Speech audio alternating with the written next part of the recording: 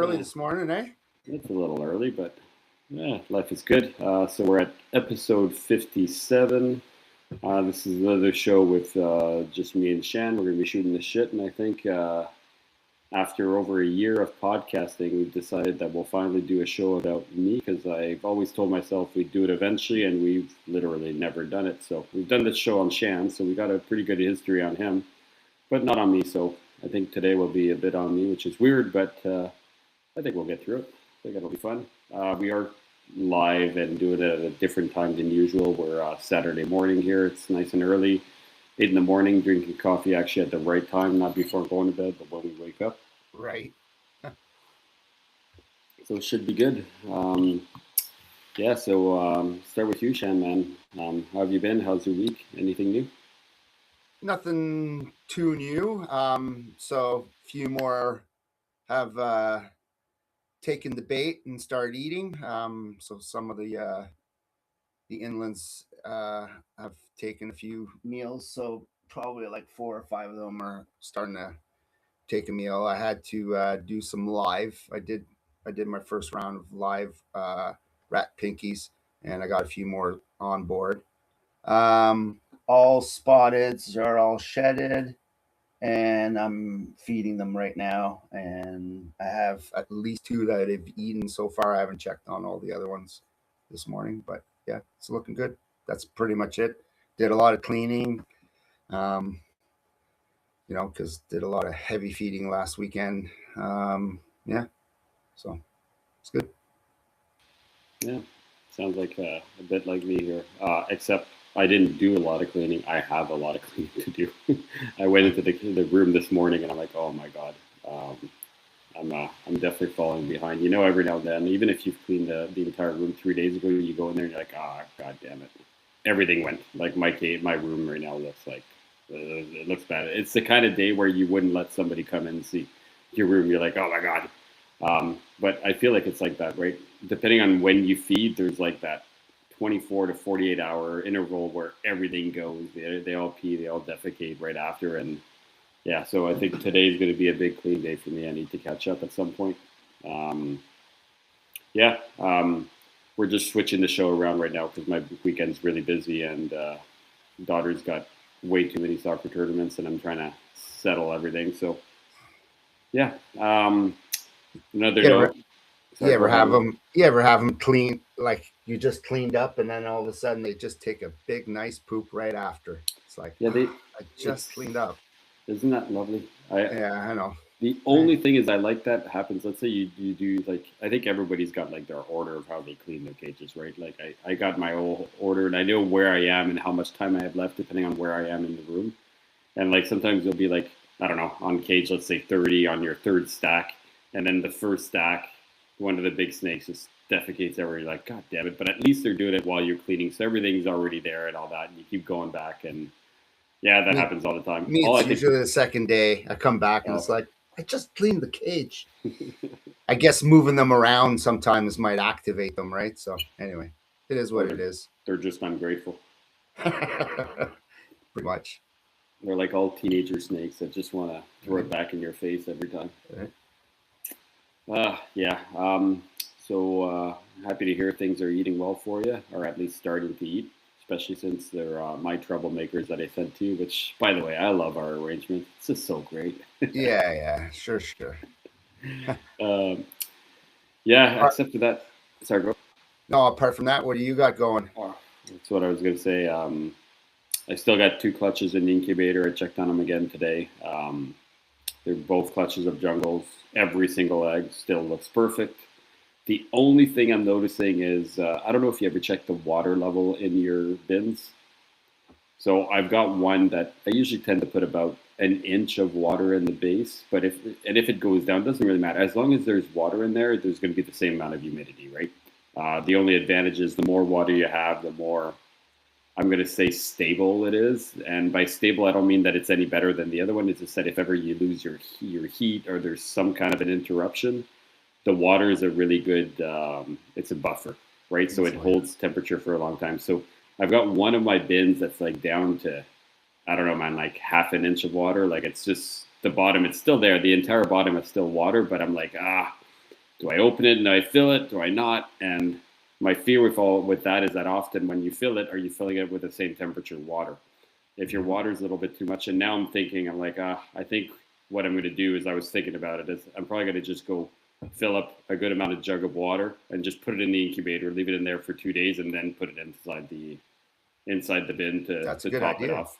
Just a thought. Like I often worry about those things, right? Just don't put too much water, because I thought of that too, because I realized the same thing as you did. And then I added more water this year, and then I even made the kind of get the sponges kind of to soak up the water. And I went back a few days later, and some of my eggs were like almost, and I doubled light diffuser, and the water the water was almost at the egg, to the point where some got a little moist. I think they're okay. I lost a few off the Brettles there too. But yeah, no. But I think you'll be fine. Like, how many more days you got left, or what day are you at right now? Is it bad that I don't know? Like, I literally have no idea. They've been in there for a long time. So what I would suggest is, probably you've posted it on Facebook that she laid eggs.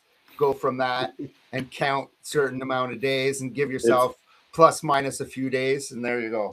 It's on the calendar that I fake, so I could go look. I just don't know. Like each week I look, and I haven't checked.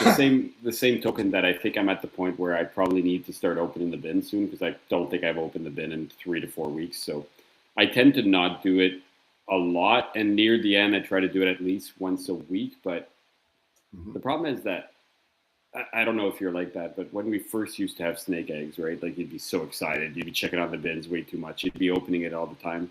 Now it's kind of like, oh, there's just eggs there. They'll be fine.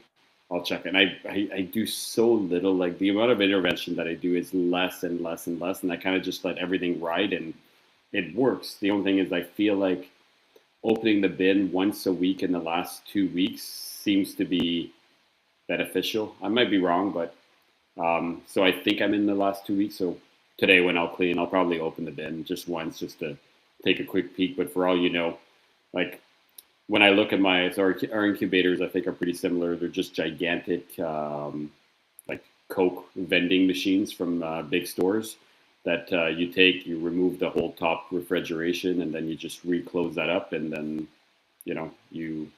what do we do? We've got basically like heat tape, 12-inch heat tape going all the way around, and that, but the front is fully glass. So the advantage is, I check up on my incubator all the time. Every time I'm in my room, I just, I can see the glass. I just take a flashlight and I can see right through the glass. I can see the egg bin. I can see the eggs. And I'd say I see maybe like 75% of the eggs. You can look in the front and you're like, they're all white. There's nothing rotting. There's nothing dimpling. It's all good, right? But you never actually see the back of the clutch. So I'm assuming the back of the clutch is good, but that's when I see that is, you take out the bins and all that. The only thing is, I don't like taking out the bins and really checking on them, because I'm sure it's the same thing with you. Even with the sponges, it slushes around, right? So you've got a little bit of water movement, so you're always picking it up really gently, trying to make sure you don't move the eggs or they don't tumble. So again, I'm back to the usually less is more. Leaving them alone tends to do better. But then every now and then you've got those clutches that just, for some reason, nothing seems to be going right. You've got rotting, you've got issues. So I've had some of those clutches, but those two right now, they're perfect. Well, the front of the clutch looks perfect. I'll leave it at that. So time will tell. Yeah. That's great.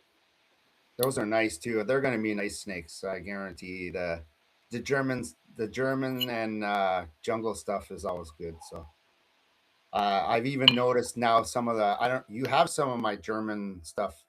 How's that starting to look now that they've shed it a few times and stuff? I've seen a few of mine over here. They're starting to kind of get a bit of that yellow and starting to get their colors now, right? So, no. Yeah, there's are all the ones you send me German lines? Are they? It might be mixed, but might be mixed. Yeah. Okay. Some of them look really nice. Some of them look a little bit more draped than I'd like them. That I think they might just not have shed, or only shed once. Yeah. And others are like insane. Like, but it's the same thing with every clutch, right? You have some that are just so slow to for some reason, some don't shed right away or don't look as nice, and others are like they've had 2 or 3 sheds and they look 1,000 times better. So now some are gorgeous. Like if I had to pick some holdbacks, I can already tell you which ones I'd take. But with jungles, I don't know, man. How many jungles do we really want in our collection? There's got to be a magic number. Like I'll be honest with you. I think this might be the first year where I will not hold back jungles. I might be wrong, but I've got a good amount growing up, and at some point, and don't get me wrong, I don't think I could have too many female jungles because, like we probably over promise the amount of jungles we can give to everybody each year because we can't produce enough. So if we produce 80, they're pretty much all gone. So could we have more? For sure. Should I be holding back another? I guess I could, but at some point, like, I don't know. I don't know about you. I don't want my collection to be 25, 30, or even 40% jungles. Like I like to have a little bit of everything, and jungles are fun and I love them. But 3 or 4 breeding adults, I think is the right number for me. I wouldn't want to have 8 to 10. And again, if we both had 8 to 10, I bet you we still could move them. And we'd probably be very successful reptile breeders, like making good money if we wanted to. But I think both of us are not in this for, I don't know, making tons of coin. I mean, money's nice, but I think we're just doing it for fun. Our jungles feed every single other project is the best way I can look at it. Yeah, we both have full-time jobs, right? This is not our regular jobs, but it's good to have fun, right? Like you said, it pays the bills for Never most of that them. thing. All right, you want to try to do the sponsor today, Shan? You going to give it a shot? Sure. Is there something I have? Like, is there a sheet or something? Or There's like literally nothing. You're just no what? you just wing it. So All I think right. you can do it. I'm gonna let you try to do it, and then we'll see how. So you want me to take this over, eh? I'd love So, to. Reptile Rejects is sponsored by Cornell's World. Great caging enclosures. They can make custom stuff. It's basically PVC. They do glass work. I have some of their caging, really good stuff. So most of the people that talk about caging and stuff, it's all about warping. These cages don't warp. They do really well. They're nice and thick. They also have all your reptile needs, like uh, basically um, radiant heat panels. Sorry, I had a little moment. Probably heat tape and all that good stuff. They have a website. Go to it. The other sponsor is the Canadian Western Reptile Breeders Show. I'm not sure if I said that right, but they do sponsor too. One of the biggest shows on the western side of Canada. Great show. Lots of It great is people the there. biggest in Western Canada. Yes. I think their next one is August 15th and 16th. There'll be a lot of great breeders and booths up there. I'm positive of that. So, yeah. How's that? You know what? I'm going to give you like an A plus. Actually, you know what? I'll give you an A minus, so you've got room for improvement. That was awesome. I'll write it down next time and make it better. I actually think that I'll ask ChatGPT to make me something. you probably could, eh? Hell yeah, you can do whatever you want with that thing. Oh man, Excuse me. my kids find me so old. Like sometimes, like last time, I've been trying to do certain things, and like they're like, I'm like, every time I ask somebody else to like use AI to help me with shit, and then what was it? I think it was my son. He's like, just download the app. I'm like, is it really just an app? And that was it. Yeah. And like I fixed my boat, I fixed my engine, I fixed my computer. I was trying to transfer my data from my old iPhone to my new. Did it all. Like every time I had issues, it would tell me. And I'm like, this thing's genius. It tells you what to do it. Yeah, it tells me exactly what to do, how to fix it, everything. I've used it so much lately; it's been amazing. So you tell me you don't use YouTube to fix your boat? Like I would use that. I've tried, but YouTube can only get so far. The only problem I've realized is that using AI only gets you so far. You need to know a good amount of it to be able to use it. So like this is not snake related whatsoever, but like Right. if the like it told me certain things to change, like to fix the anti-siphon valve, to do this, to do that, to go check the fuel filter, and then to go to the Okay. fuel pump and such. And then I had a buddy that I finally got a hold of that then said, like, he's like, yeah, the anti-siphon valve, you actually don't really need it. Just knock out the ball right through, and then it resolves that issue if it is the issue. Like, getting it from a mechanic was a very different point of view. And then after that, he's like, yeah, don't even worry about any of those things. Get on the water, test it. As soon as it does this, do that and that. So I think it has its advantage, but I don't know. I think AI is great if you know what you're talking about, because often I find it gives you the wrong information. And if you don't know anybody, like I bet you if we talk to AI about how to breed, let's say, a green tree python or how to breed a carpet python, it probably could tell us a lot, but I bet you it would give us probably like 25% wrong information. And then you're like, and then it's funny, it's almost like if you teach AI, you'd be like, let's say it told you, I don't know, when you breed carpet python, you should feed them 3 rats a week. And you're like, actually, that's a lot. Nobody feeds 3 rats a week. It should only be once a month for females. And then AI will be like, oh, actually, you are right. Looking at this information, this one says the. So it all depends on where it gets its information. So I've always wondered if it could be helpful to our hobby, if there's things we could do, and I bet you it is, but I don't trust it.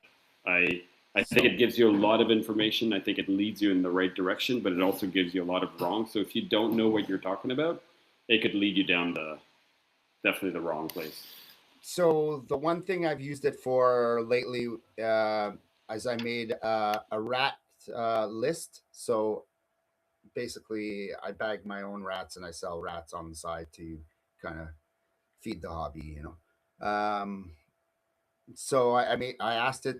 I wrote all the price list and everything down, and then I put it in Chat GPT and I told it make it look professional, and it freaking made a really nice like spreadsheet. It had little mice and rats on the side, and it made it look really professional.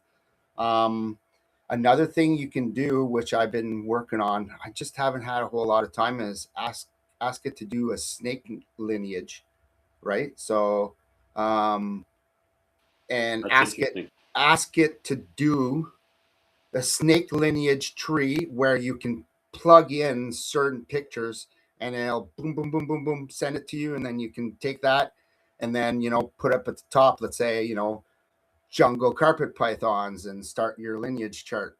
Yeah, I mean, it is very possible to do, and I plan on doing that. Yeah, I it's really, really like that idea actually because right. I've I always wanted to do snake lineage. I have I to. suck at handling pictures and computer stuff, man. I'm Like, not very good at the computer stuff, but the wife kind of did a little bit of a test trial with the snake chart, lineage chart, and it's doable. You have to have your pictures on your computer and then put them in there, and then probably put a little thing. Yeah, I've always been inspired by Nick Mutton's, like his website, and his lineage tree is awesome for every snake that he has. Right? I just think that that's great, and I think we could probably use that, and it just make it nice and easy. You send 100%. it you send it to a customer and say, hey, your snake comes from this snake here, right there, right? I don't know. Oh, I think it's great. The only problem is, again, you still have to provide all the pictures and all that. But Yeah. providing the pictures, I can do. Anybody that buys an animal, it's like, yeah, I'll send you the mom. Here's the mom. Here's the dad. Here's the Yep. baby. And I, like you and I both, especially like certain animals, we could probably go 2 or 3 generations back just in the animals in our collection. The thing is, though, I tend to only give just the adult pictures purely on the fact that it's a lot of work, man. But if we had all these charts made slowly, like, man, if I was off for, maybe I should go and like break my leg or something and be off work for 3 months, and then I could have like actual time to catch up on all this shit. And then imagine I had all that done. I would love it because then all you'd have to do is always add the extra pictures, kind of like. I feel like that's where Nick Mutton is, right? Because he's got all his lineage charts for every single animal done, so he's just adding the new ones. But can you imagine the amount of time, the backlog to catch up on that? Like, it's insane. Like, and I look at it as just us. Like, let's say us together, we both, I think you had what, like 12, 13 clutches this year? I've had 9 or 10. If I had to do a lineage chart on 9 or 10 and have to go back, like each of them, I would say will probably take me an hour to an hour and a half just to gather up the pictures and do all that. Like, I don't know, man. Like, life is busy. I don't know. I'll be honest. I wouldn't be looking forward to it. And it's tough because most of our clutches, it's like, do I really need the lineage chart? Because we wholesale a lot, because we move a lot of our animals, and sometimes it's like you only need it for those few customers. Because I think you and I, what do you think? We sell maybe 5%, maybe 10% to the public. Not more than that. I don't think it's much more than that. Most of ours tend to just be moved in bulk because, again, our goal is not to optimize our profit and sell each animal for the highest profit. It's just to breed for ourselves, keep the prettiest one for ourselves, keep it going, and then whatever we don't want, just move it. So yeah, what people don't understand is like we got to make sure we're ready for the next year. Like we said, Dom has a regular job, I have a regular job, and to have leftover babies every year, like in numerous amounts, plus having other clutches, would make it out of hand. So this is why we kind of wholesale a lot of this stuff. Sometimes it's just better to get a little less and um, get them feeding, and then just straight away just send them out, right? And then there's no more taking care of that. And you know what? Taking care of less than 30, like 30 less babies every week is a lot of work. Like, think of the feeding, think of like all the cleaning, changing the dish, changing the paper towel or whatever people use on the bottom of their containers. But yeah, just think 30 less babies, like that's a 2-3 hours easy. and I think that the other aspect that people forget is that not everybody's made for selling. Like, I'm not a salesman. I'm not into retail. It's not because I like breeding snakes that I like talking to people or that I enjoy like the endless conversations on MSN Messenger or on Instagram or all that. Like I like it's not for me. That whole selling aspect is really not for me. And not that there's anything wrong with it. It's just that I am not a salesman. I am not into, because the best way I can look at it, if I want to sell a snake to John, reaches out to me and wants to buy a jungle. Cool. Okay. In order for that sale to go through with John, I've talked to 10 other people. Is the best way I can look at it. Like, 10 people reach out to me. 3 of them will ask me questions, then will ask me a million questions on how to take care of them. Then they'll just disappear once they have their answers. Then another 3 or 4 will ask me every single pictures, all the pictures of the other 10 animals that are available. Then once I send it to them, they'll be like, oh, I really like snake number 3 and number 7. Can you send me more pictures? And you're like, fuck, man, like, how many pictures do you want? Like, 5, 6. Then I go there and I just literally spam my phone, take every angle, send them another 15 pictures, and then they'll all ghost you after. And then, like, it's so much. Like, it's impressive. Like, I look at it, people that like tend to do pet stores or tend to sell continuously. Like, I feel like that's all they must do. Like, you often hear of people that have like big operations, and that's what they do. They have one person that's just in charge of pictures, replying to the texts and replying to and just doing the sales. I'm just not a salesman. Like, I don't get anything from selling a snake to a person. I don't get anything from dealing with all those emails, all those messages, all that. Like, it's just so much work. And some people, like, I've had this lady, and I think I ended up referring her to you, which I don't know if you've taken it over or not. But the amount of questions they asked me, it lasted a good 2.5 weeks. And then it's like, I need you to do this test. And she wanted me to send her samples of their feces and all that so that she could test it at her own vet office and all that. And I was like, I don't mind doing it, but the amount of work that I got to do for that one sell for what, $300-400, cool. But if I wholesale 30 animals for, instead of $300-400 each, $200 each, man, it's so much easier. It's so much better. And yes, it's maybe I'm not optimizing my profit, but man, my time, like, it's just so much. So anyway, long story short, I'm a breeder. I love the animals. I love breeding them. I love taking care of them. I hate everything about selling snakes. It is just not me. And if I had like, can you imagine if we were like tied to like pet store A or wholesaler A or things like that, like a really entity that would just be like, I'm just taking all your animals and selling them for you, and I'll give you 75, 60, 40% of your profit, whatever deal you would have. It'd be interesting. Like, and I mean, that's kind of what we do for wholesaling, but I'm not a salesman. I'm a breeder. I enjoy breeding them. I don't enjoy selling them. So I don't know how you feel, Shan, but that's kind of my take on it. So, and I think everybody's different. You need to accept what you are. I'm pretty much the same as you. I I don't know. I feel like maybe I have a little bit more patience than you do, but I totally agree with some of it. Like sometimes we spend a lot of time with these people. You're really nice, courteous, send them a bunch of pictures, and it's like they want more pictures, and then all of a sudden they disappear. Like I'll take, for example, I have a customer that probably like a month ago asked me about some jungles, asked me how much it would cost, blah blah blah. This is before we had kind of shut them off, right? And I told him how much jungle plus shipping and all that. Gave him my email. He just got back to me this week, and he's like, "Oh, blah blah blah. I'm interested in." I'm like, "All jungles and most of the Brettles are all sold." I said I have a few supers left and some gelatins. So he's like, "Oh, I want some pictures on those." Da da da. Asked me how much it is, and guess what we're at right now? We're still waiting. He has my email. He's like, "Oh, I really like these," but now he's kind of ghosted me again. So I'm just, you know what? I totally get it. It's a lot of work, um, and just sometimes it's just better to just get rid of the 30 snakes. And like I said, so if we don't sell to Japan, we usually sell to either the expos. There's a few guys that we sell at the expo, so that helps out. And then we have a few private sales. Don't get me wrong, we do have some, but yeah, it's that just pretty much eats our whole season. So it's nice and easy. We start fresh every year. Yeah, which is great. So before anything else to chat about that you want to talk about before we deep dive into our not so great guest compared to other people, I guess it'll be me today. So Come on, give yourself some credit there. But no, I don't think so.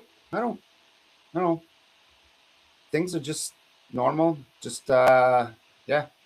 I got on another note, so I don't know if I said that. The rat sheds. I put out some screens. So I've never spoken about it, but so I have the rats outside, and usually I have to have the doors open because it's so freaking hot outside. You want circulation in there. But then I get critters coming in and stuff. So this year I decided to build a screen door, so I have it open all year round, and it's so much better. Then I don't have to take care of skunks, squirrels, chickmunks, raccoons. So yeah, no, it's good. that's kind of nice. So We were talking about AI earlier. I wonder if you could use AI too for counting, for inventory, and all that. Because if you taught it that, like, here's a picture of this baggie with pinkies, or you taught it like this is a pinky, this is a fuzzy, and you just showed them all the size, you could probably take pictures after and being like, count my inventory. Like I don't know if you've ever considered that or not. you Now think it that would I'm, know? oh, I think it 100%. would be off. I think it would be close enough that you would be pretty good. Like if it's really interesting. Like I've done things like that where if you were like, here's a baggie, this is a pinky, this is a fuzzy, this is the weight of all my animals. You probably could teach it one to tell you what size each animal is with a pretty damn close accuracy. If you just always took your pictures with a ruler in the background or something like that, it could tell you the weight of each animal, and then it could tell you the amount that you have. And all you have to do is just teach it, and you start a thread with only your rat weighing or things like that. I bet you could do some pretty decent inventory. Okay. I don't know, just a Or thought. or if you put like, let's say a bag of pinkies and it says 50 pinkies in there, and you put all the bags there and you say count, like count my inventory, I'm sure it would be able to read the bags and tell you how many bags and how many rat mice you have, right? No. Yeah, it might be off by a couple, but like I could see that as a useful thing. Like, and if you said like, well, this freezer is this size, this is like, I don't know.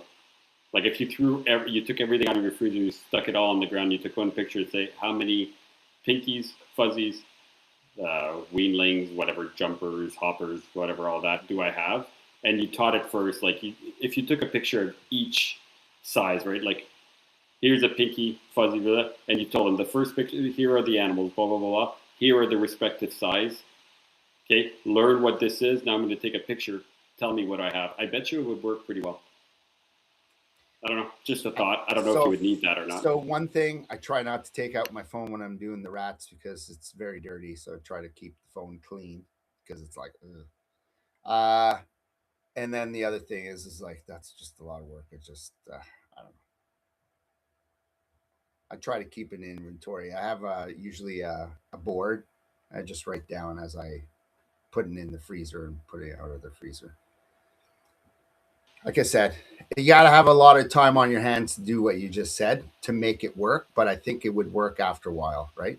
Like, Yeah, I think like you said, you have to teach it, and then once it's taught, then I think it would work, right? So, yeah. All right. So, where are we heading with this? There. I think I will give the reins to you as the official interviewer, and All right. then I'll probably end up chatting about my history. I've done it once, if anybody's ever interested, but the last time I did it was, what do you think, like 9 years ago plus?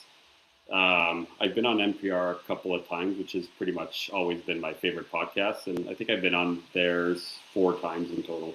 But the first time I was on, I did do a bit of my background, but man, like you're looking at 8, 9, 10 years ago, probably like season 5, season 4, or something, and they're on like 13. So it's been a long while, and figured if we had our own podcast for a year now, I always told myself we'd do it when we have no guests, and we decided this was the show. So yeah, I'll give the reins to you. You be the interviewer, you go, and then I'll chat. And for the few people that still care, come on, listen up. You'll hear what I'm about. I don't think there's anybody on right now. Oh no, it's freaking 8 in the morning. We didn't tell anybody. We're usually on Sunday, so for sure. It's still live. It's still going to be on there. Absolutely. Actually, there is one guest. Somebody just logged on. I have no idea who. Oh, yeah? I don't know how to check. I didn't see nothing. So Dom, when did you fall in love with reptiles? Did you start at a young age? I was always, yeah. Yeah, kind of give me your background on that. When you started all.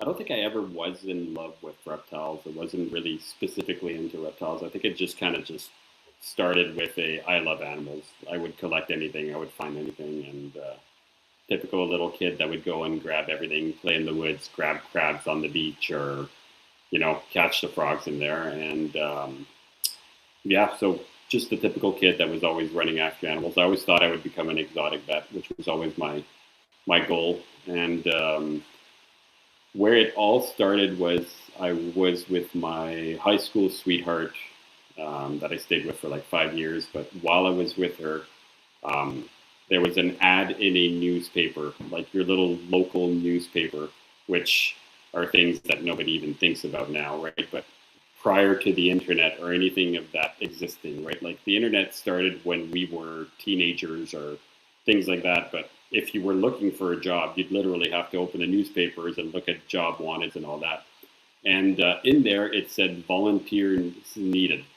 And it was written Little Ray's Reptile Zoo, which back then was when Little Ray's opened. And it was literally like, if you picture the really old strip malls, like it would be like literally a square building that looked like crap, that would have like 5 little things in it. One would be, let's say, like a pizza shop. The next one would be your phone. The next one would be like your, fast cash, $20 for $300. And, like those little crappy strip malls in the middle of nowhere. Well, one of those tiny little things of the 5 was just Little Ray's Reptile Zoo, which was just like wasn't sure if it was a pet shop or was keeping animals and that. But right at the start, it was really tiny, and it turned out to be more like a basically Little Ray was Little Ray and Sherry. So Paul and Sherry opened their own little collection, which they've been keeping animals in their house forever and had like way too many animals.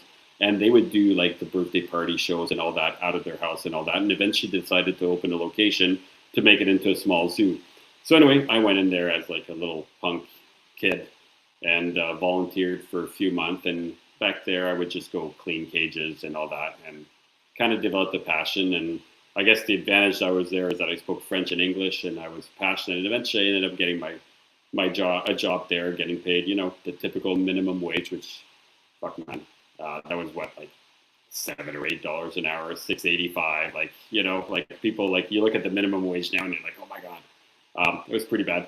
And I worked there for a little while, and I will always remember it. So I was working there now for about 8 or 9 months. I was probably, again, 16. And another employee I was working with said, you can have a snake at home. And I was like, what? I'll always remember it. She's like, yeah, like some pet stores sell snakes. I'm like, you can actually have one at home. I was 16 and I never even realized that you could have a snake in your house, which to me was like mind blowing. Like I was like, really? And she's like, yeah, this store here, pet shop, actually sells snakes. And I was in Ottawa and I had never seen a pet store that sold a snake. And Ottawa's like, it's a decent city. Like it's pretty big. There's a couple of pet stores, and it's funny because I've been like into all the bigger shops. So like you go to PetSmart, you go to all that. I'd never seen a snake for sale in a pet store. But then she tells me this place, and the place in French is called Le Salon du Chien Plus, and it's closed down now, but that translates to like the living room of dogs is basically what it's called. So you would never think that there would be reptiles in this place, right? But it was this little ghetto, I'm saying ghetto, but you know what, it is the proper word. Little pet store that just sold like, your typical thing, nothing mom and pop shop. But there was this tiny section in the back, like basically an equivalent of a room of about like 10 feet by 6 feet wide, that just had a rack of cages, but they were mainly aquariums. You could see through it, and it had all your typical leopard geckos and bearded dragons and all that kind of stuff. And then there was a ball python, your famous wild-caught imported ball python. So, yeah, like you see where this is going. My first snake was a wild-caught ball python. Which I wish it was something else cooler, but no, I started with a ball python. So I got one ball python, and then one ball python went to two ball pythons. And I had a male and a female. I've never bred ball pythons. I've never put two ball pythons together because it's weird, but in the 90s, nobody thought of breeding. You didn't keep snakes to breed back then. You kept snakes to keep snakes. You kept reptiles to keep reptiles. So I'd say my collection kind of just kept escalating and kept increasing. And I was the typical Noah's Ark when I first started, just like everybody else. And I think everybody goes through that stage. I've kept just about every animal that I shouldn't have kept. I'm trying to think of what. So snake-wise, I went from having two ball pythons, then got my third snake was a carpet python, which looking back on it was some kind of a mutt, some kind of a mix West Papuan carpet to I'm thinking coastal. It was a male. He was probably like 7 or 8 feet long. I overfed it, got it way too big, and had a lot of bluish ooze and some of from like the Papuans and some of the coastal lineage looking animals. Anyway, it was a mutt. And after that, snake-wise, I went to everything. And then I went to snow bull snakes. And then after that, just amassed everything. I had like the $50 scrub pythons that you would buy for absolutely nothing, that were like imports, wild caught for literally pennies. I've had green tree pythons. I had two African rocks, and I kept African rocks for like 7 or 8 years. Like my female was massive. I had one female that was like, I don't know, 11 feet, maybe 12 feet, and she was a good 75 to 80 pounds. Kept her forever. And again, I had two, and I had a small male, and I never put them together because, again, I never thought of the breeding aspect. I've had a lot of monitors. Monitors were my second passion. I never got into geckos. Like I've had like crested geckos for my kids, but I hated everything about it. Never got into tortoises or anything like that. But I kept them all at the zoo. So the advantage of when I was at the zoo is that it made me realize how much I didn't want certain animals.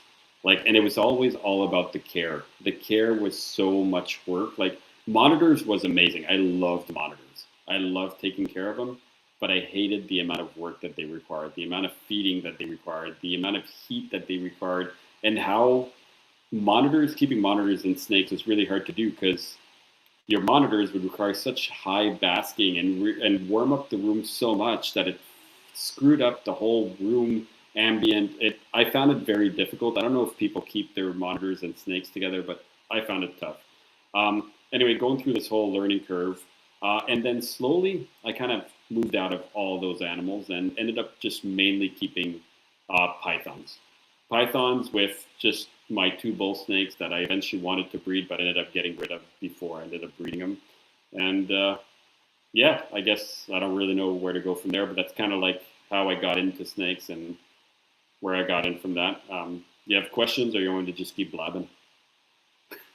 No, you're doing great. That's awesome. No, so yeah, I agree with you. In those days, we didn't think about breeding a whole lot, right? It was just about keeping. Yeah, and I found at certain times it was maybe because you were with Lil Rays, you didn't have to be, but I felt like I had to be secretive sometimes. Like I was worried about my neighbors, right, finding out about this stuff and all that. Like now it's more open, but in those days, if a neighbor could easily call on you and screw everything up, right? So I was very, very didn't let people know all about my stuff, right? It was I don't know. So um, what did you kind of do apart from that at the zoo? Um, did you like you just take care of everything at the zoo? Is that what you did? Yeah, I'll go back real quickly to the neighbors. It's funny because back then I could keep anything in Ottawa. We could like the law was no alligators, no crocodiles, but I had caimans in my house and they were legal. Doesn't change that I hate it.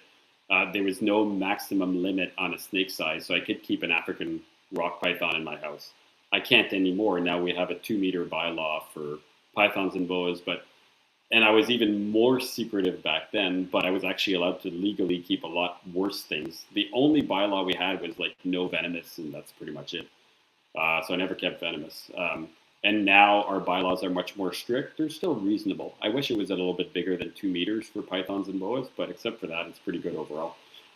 As for the zoo, so the zoo kept growing, and it went from one of the 5 strip malls to 2 to 3 to 4 to 5 to expanding to the backyards to expanding to multiple locations across Canada. They've done very, very well for themselves. Little Ray and Sherry did very well, and it was a very cool thing. So what did I do there? I kind of grew with the company. I guess I did more and more.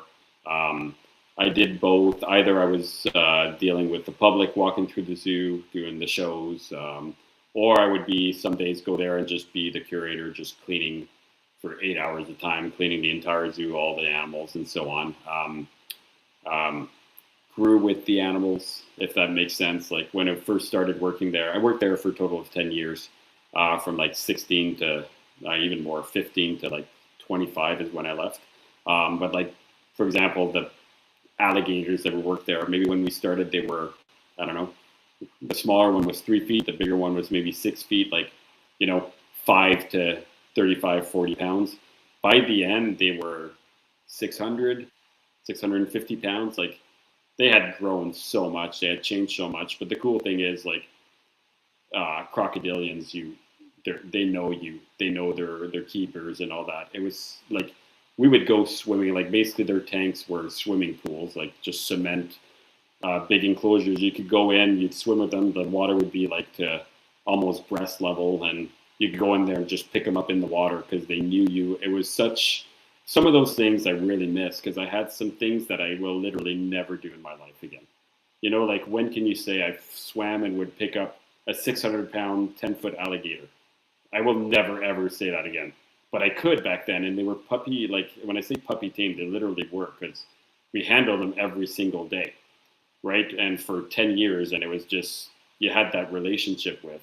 Um, I did a lot of falconry. We had a lot of eagles, and well, mainly hawks, but we had falcons, owls, kestrels, vultures, a lot of different things. So there was a lot of flying birds and feeding them. And I found the whole falconry hobby to be really interesting. It was really cool. It was very rewarding. It was very fun. So we did the flying the shows of the birds over the crowd, making them land on you and all that kind of stuff. So I did a lot of that. I did a lot of birthday parties, like way too many birthday parties. I'll be honest with you, I freaking hated them after a while. Like, it was rough. I really didn't enjoy it. Yeah, if I went back on my whole things, I wish I did a lot less shows, but I've probably done like 10,000 reptile shows in my lifetime. I've done my share. I don't think I would ever do them again. It's one of those things where if you do too many, eventually it kind of removed the love of the animals, because it it's tough because when you're a business with animals, it's different. There's certain things like putting animals in a bin, driving to place A, taking them out for an hour, putting them back in the bin. You have an hour to drive to place B, taking them out, showing them for an hour, putting them back in the bin, driving to place C. And you would do 3, sometimes 4, sometimes 5 shows in a day.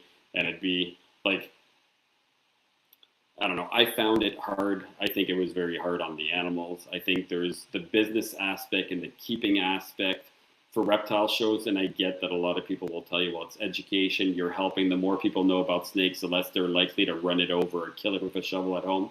And I 100% agree. But I think there was an aspect that is very hard on the animals. So working at a zoo, I loved the keeping. I loved the curating. I enjoyed doing the show, like the feeding shows at the zoo and those kind of things, and I found it a lot better. And I found that it was a lot less stressful on the animal because they were in their own cages. You took them out for an hour and you put them back in. Doing shows at people's houses, at schools, and all that kind of stuff, I found it was a lot on the animals.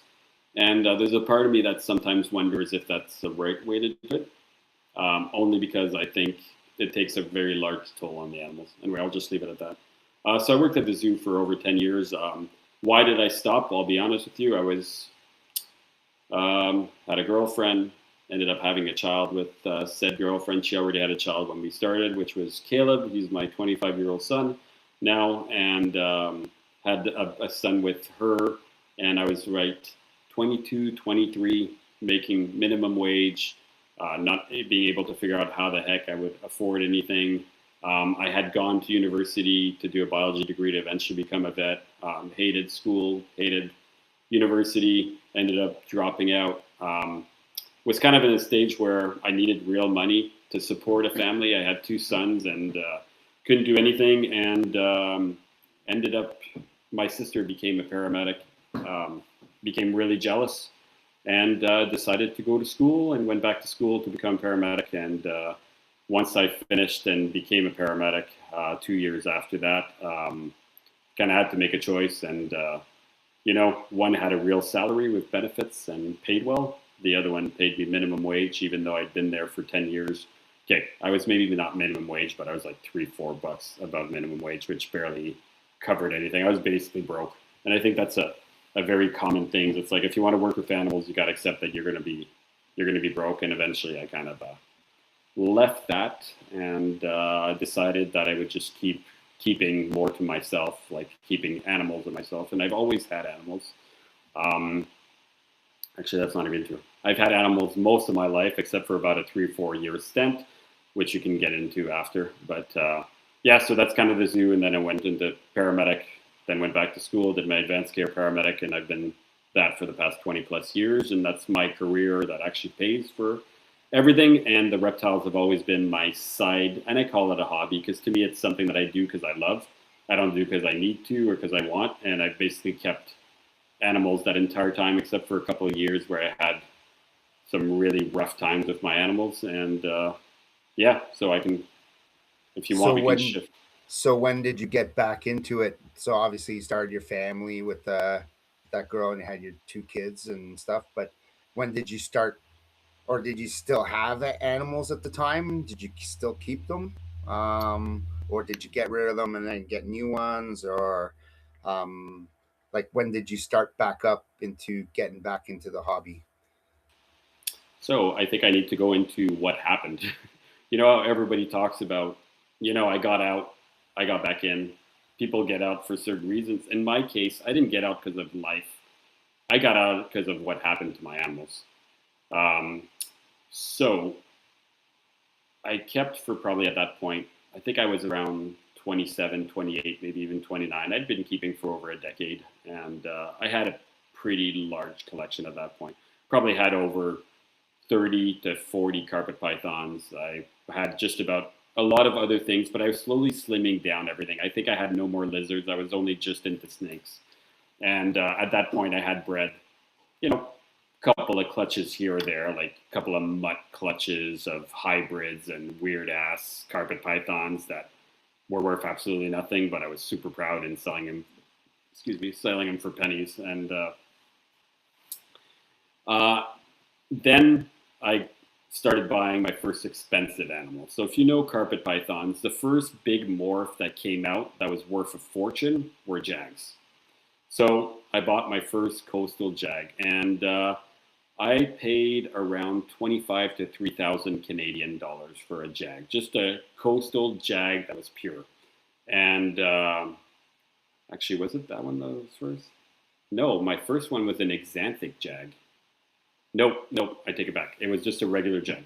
That was before the animal I bought from Don Patterson that you bought the same one. So this is way before that. So I bought my first jag and I paid $2,500 for it, which I guess American would be like $1,500 or something like that. But it was still, to me, it was really expensive for just a jag only. And you look at right now, like if I have jag in a breeding, in my opinion, it actually brings down the value of the animals. That's the way I look at it because I don't want it in there. To me, it's just a gene that's deleterious. It has neurological effect, but it creates a prettier snake. But I always breed out jags if I have them. I don't even have any more. But when I did, I would hold back the ones that didn't have any, and I would only sell the one with the jags. And I hated having that conversation. Anyway, I'm going to leave that on the side. But I ended up getting my first jag. So I bred them, and it was a bit of a disaster clutch. I got my first jags to hatch out. I probably had about 7 jags. So now think of yourself as like a broke ass student / new parent. You have no money and you just popped out 7 jags. Okay. And jags are going for 2,000-ish plus money. This was the first time I could make real money. I was pretty goddamn excited. Okay. So during that time, the zoo started having an event.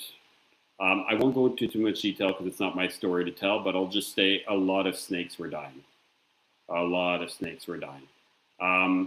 They ended up going through a vet, trying to figure out what it was. And I still don't know to this day what it actually was, but I have ideas.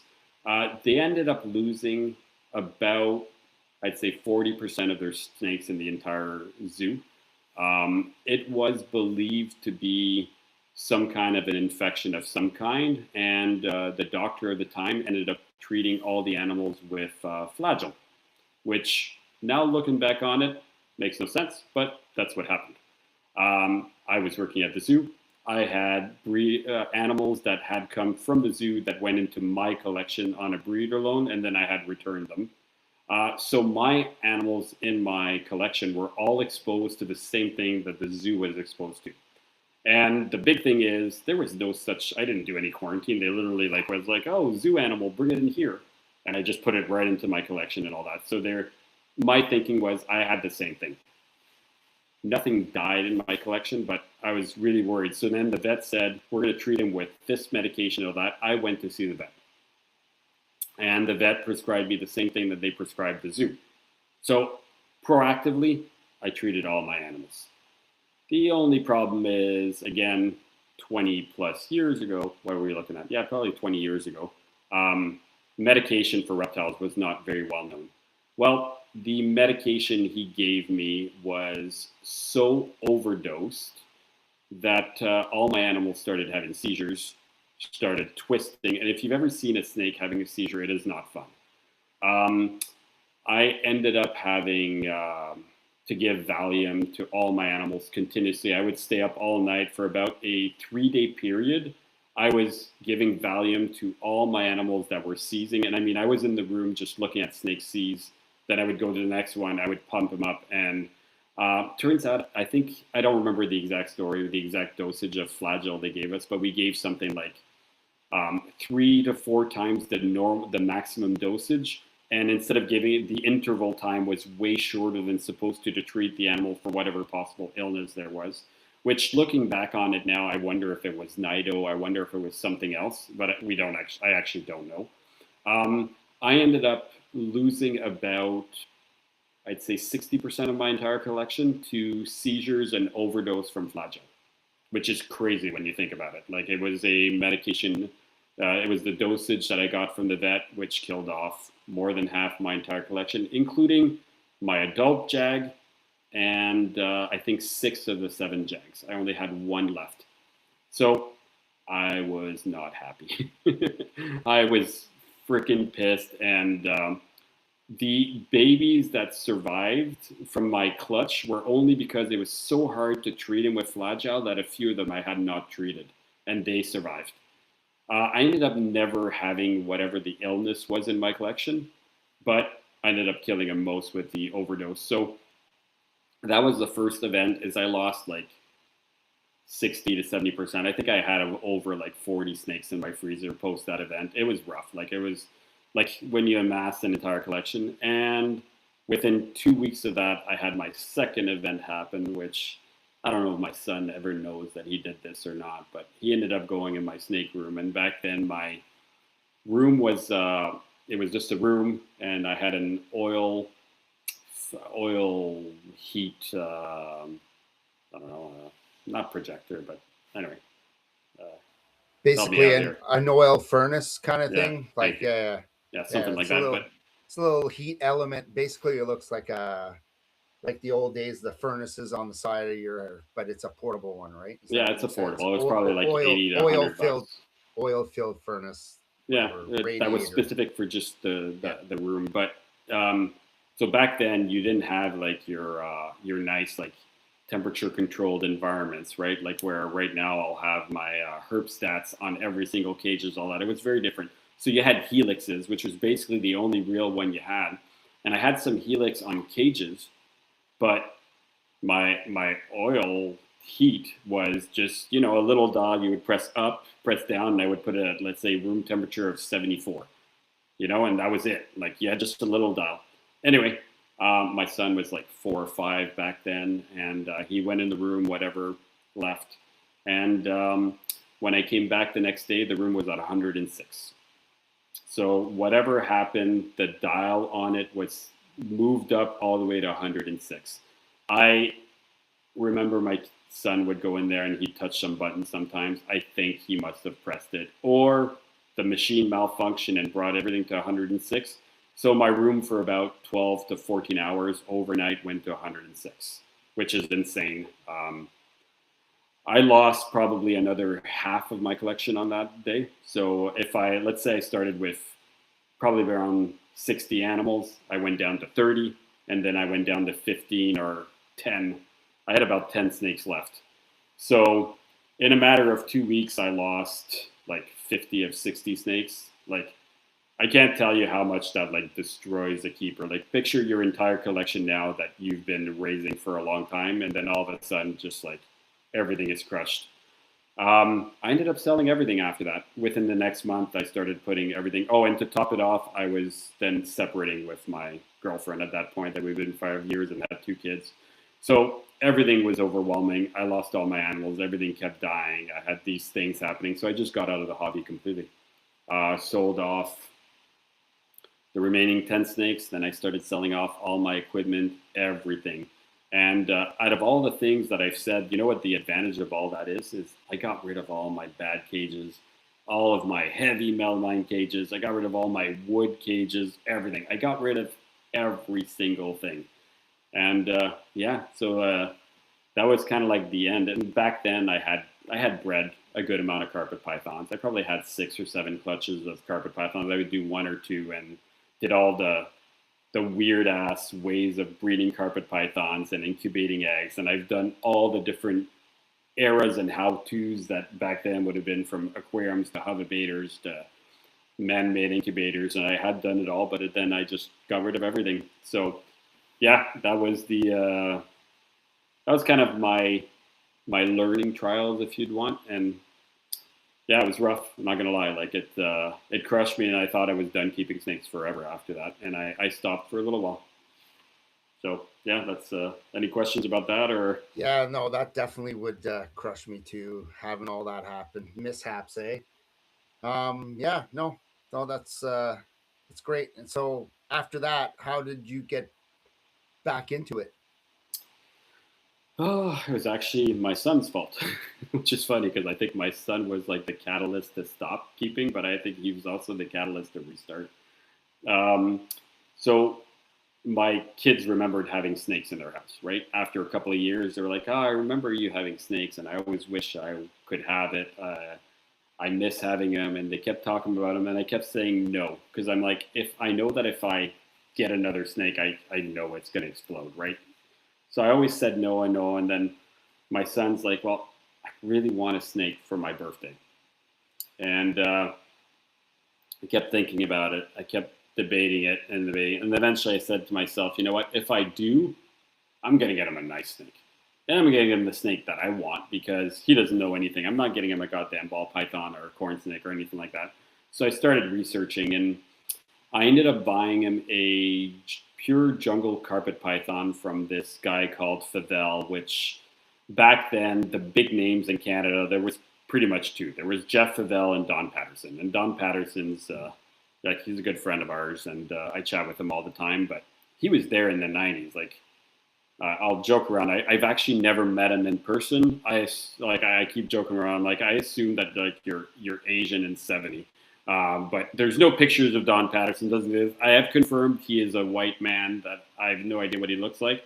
I hope he listens to this podcast, but I know he's not. If somebody does listen to him and chat with him, you're free to tell him that. I've already told him that. He's like, no, I'm white. I'm just some regular old guy. I would just blend into the crowd. But anyway, there was Don Patterson and Jeff Favel. They were the 2 really big names back then, and they did a lot of carpet pythons, a lot of Morelias.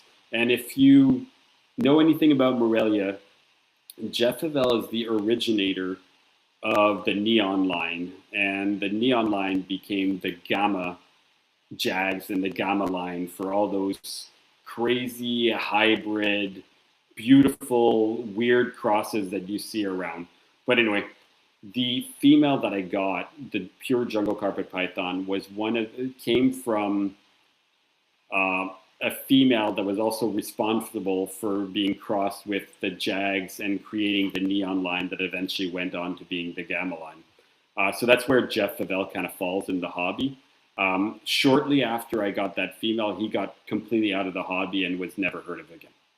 So he's out. Apparently he's still out there, but he doesn't keep snakes, doesn't do anything snake related.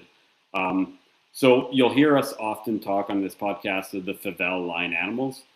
It all derives from this one animal, this one pure female that I got from Jeff Favel that bred her. She was this gorgeous black and yellow banded perfect snake that was beautiful. So I got back into it because Do you know what year that was, approximately? I'd have to look. Just I curious. think Just estimate. so. When I look at her age, I still have her. She's a 2000. I want to say 11. Might be off, give or take-ish. So it gives you kind of an idea of the timeline. So a little while ago, that's when I kind of got back into it and got the first female. But again, by getting back into it, I bought one snake. I bought it for my son. It was like in one of those, when you go to PetSmart and they have like the aquariums, but they were made for reptiles that had the sliding top that was mesh. It was basically kept in that. Pardon me? Xterra. Yes. Xterra tanks or whatever. Something like that, but it was like a 4x2-ish size, So kept it like that, kept it in his cage, and, I would take care of it with him, and I would clean the cage, I would feed it with him. And he had a lot of interest for the first year. And then the second year, barely ever took care of it, didn't really care. And then after year 2, I was like, I guess it's now my snake. And I started taking care of it. And then, it would be nice to have a male to go with that jungle. And I ended up buying a male. And then 2 became 3, became 5, became 10, became 20. And, it kind of exploded from there. And the one big thing that I liked about getting back into hobby is so many of the things I did back then, I told myself I would never do again. So one of the big one was like, so I'm getting back into this. I'm not doing wood cages again. I'm not doing these gigantic, bulky things that don't fit together, that look like crap and all that. And one of the fun thing is I was able to just like restart my collection and be like, I only want PVC cages. So I only bought black PVC cages. And if you look at my room, it's all black PVC cages with front opening doors, and freaking love it. Like I did a lot of things that were very different because I didn't want to do it certain ways. So I ended up changing my entire room. I ended up restarting, everything from like your equipment. Back then, I did a lot of the stupid, what the heck are those thermostats that always crap out? Inkbird. There you go. Not sure. Hey, we evolved though, come on. Like we went from melamine cages and not even like, we didn't even have thermostats. In my days, like I used like a human, like a heating pad, and I just took off the auto stop or auto whatever, and I just kept it running and was underneath the tank. It would keep the one side of the tank warm enough, and probably put a light bulb on the top, and that's how I kept. We were light bulbs at one point, and then look how we've evolved. Like now it's heat tape or rain heat panels. Yeah, no. Yeah. We could definitely, you know what? We probably could do a show some days on how our equipment has changed and how our keeping has changed. Like, think about it. We could talk about incubators for probably 45 minutes of how we kept back then to how we keep now, just our incubators. Heating a cage, how did we do it back then to how we do it now? It's Right. insane And you're much pickier now. Like I feel like now you would never go back to an Inkbird, right? Unless you had no choice for a little while to just. But I know how you are now. It's like you want to upgrade everything and get those herp stats and stuff, which I agree with. Like, I mean, at the end of the day, a herp stat can run a whole rack, which kind of like has less plugins. Just imagine an Inkbird on every single one of them. I don't know. I just feel so like it's a lot. I did have an Inkbird on every single one of my cages. I probably had Yeah. over 70 Inkbirds in my room. And to anybody who doesn't know Inkbird, just go on Amazon, Google Inkbird. It's basically a proportional thermostat that I don't even know if it's proportional. I'm just going to say thermostat that is okay, that will give you somewhat accurate temperatures to about 1 or 2 degrees, which I know 1 or 2 degrees is not great, but it's good enough for a hot spot on a cage. They're about 35 to 40 bucks, very relatively cheap. The problem is they die. They just crap out for no reason. And I've had so many that over time they would die, and then every time they die, they would just like give like the beep of death, like beep, and then you walk into your room like, oh god damn it, another one's broken. It takes you about half an hour to take the snake out, remove the probe, remove the tape, remove that, take the whole thing, remove all your tie wraps in the back, then put a new one, reinstall it, and then you're good to go. And then the whole setting it up is not an easy, like they're not that friendly to set up. Like then I would do it all and then I'd get it back going. But then I started writing, like I would put a new one, then I would start writing like November, 2018. And then I would start gauging. And then after a while, I'd be noticing, holy crap, man. Like I'm now changing ones that have a date on it and they would last an average of about 18 months. That's their lifespan. So I would continuously change them and change them and change them until eventually I got really annoyed. I'm like, they're cheap, but the amount of work of changing them all the freaking time was pissing me off. And I made a complaint to Inkbird. I went directly to Inkbird and I showed them. Like I showed them over 15 of them that were broken. I was starting to stack them up in bins because I had so many. And I'll be honest, Inkbird was amazing. And I got I think they so. had some bad batches because You I think did what the it same. is? I think I did the same thing. Well, you told me about it, and I did the same thing. I'm still using them, and some of them just work really good, and then some of them just crap out. So once they Yeah. crap out, I'm getting new stuff just like you are. I'm doing the same thing as you are. So they were good though. They gave you like after I Yeah. told you what I did, you did the same thing, and I got over like 30 replacement Ingbirds easily, right? Like and it's insane. It sounds like a lot, but when you buy ridiculous amounts of something and you can show the receipts of every single one you've bought, and then I start having dates and I would have to like plug them all in the wall and just show error, error one, error two, error one, and just show them all. And then I sent like emails of like all these things, but then I'd receive a care package from Ingbird for like 30 thermostats for free replacements, right? So I'll give it to them. They were a great company in the fact that they were amazing, man. They gave me tons of them back and all that. But the problem is that I would get them all back and then I would change them. But with the amount I had in my room, man, there was a time where once a week I was replacing one. And it was just annoying because once a week I had a 35, 40-minute job to take off that one and put it back in. But it also meant that depending on when it crapped out, if it was like during cooling season, well, the hotspot wouldn't go back on, and they were already at 64 in the room, and I needed heat in the day to bring them back. But now it wasn't, and I was like, God damn it! And I started losing the reliability wasn't there anymore. So then I had to decide what do I do, and then I would buy my first Helix 6. I spent $900 on a Helix 6, and holy, not Helix, sorry, like I might look at Herbstat 6. And I was like, oh my God, like it's a lot of money, but I'm like, okay, I'm investing in one of them. And then I would change one stack, and I did that. And then that would remove 6 Inkbirds. And then, as they crapped out, I would reuse those on other cages. And slowly and slowly, I've been changing that. And it's been about, what, 7 or 8 years now, 6 years maybe that I've been slowly getting rid of them. And like they're all dying slowly, but I've also got all my replacement ones that are brand new that are continuously replacing the old ones that are breaking. And I'm down to having I think I'm down to one stack of cages now that have Inkbirds. I think I have 5 Inkbirds left that are actively working in my cages, and I have about 2 new ones left. But I'm replaced, and I think I gave you like a few of them because I had too many, Gave and me I'm a like, bag full. Yeah. yeah, Thank you. just Appreciate it. well, if it helps. I just don't want to use them anymore, and I have that last stack, and at some point, I'm gonna get one more Helix 6. Why do I keep saying Helix?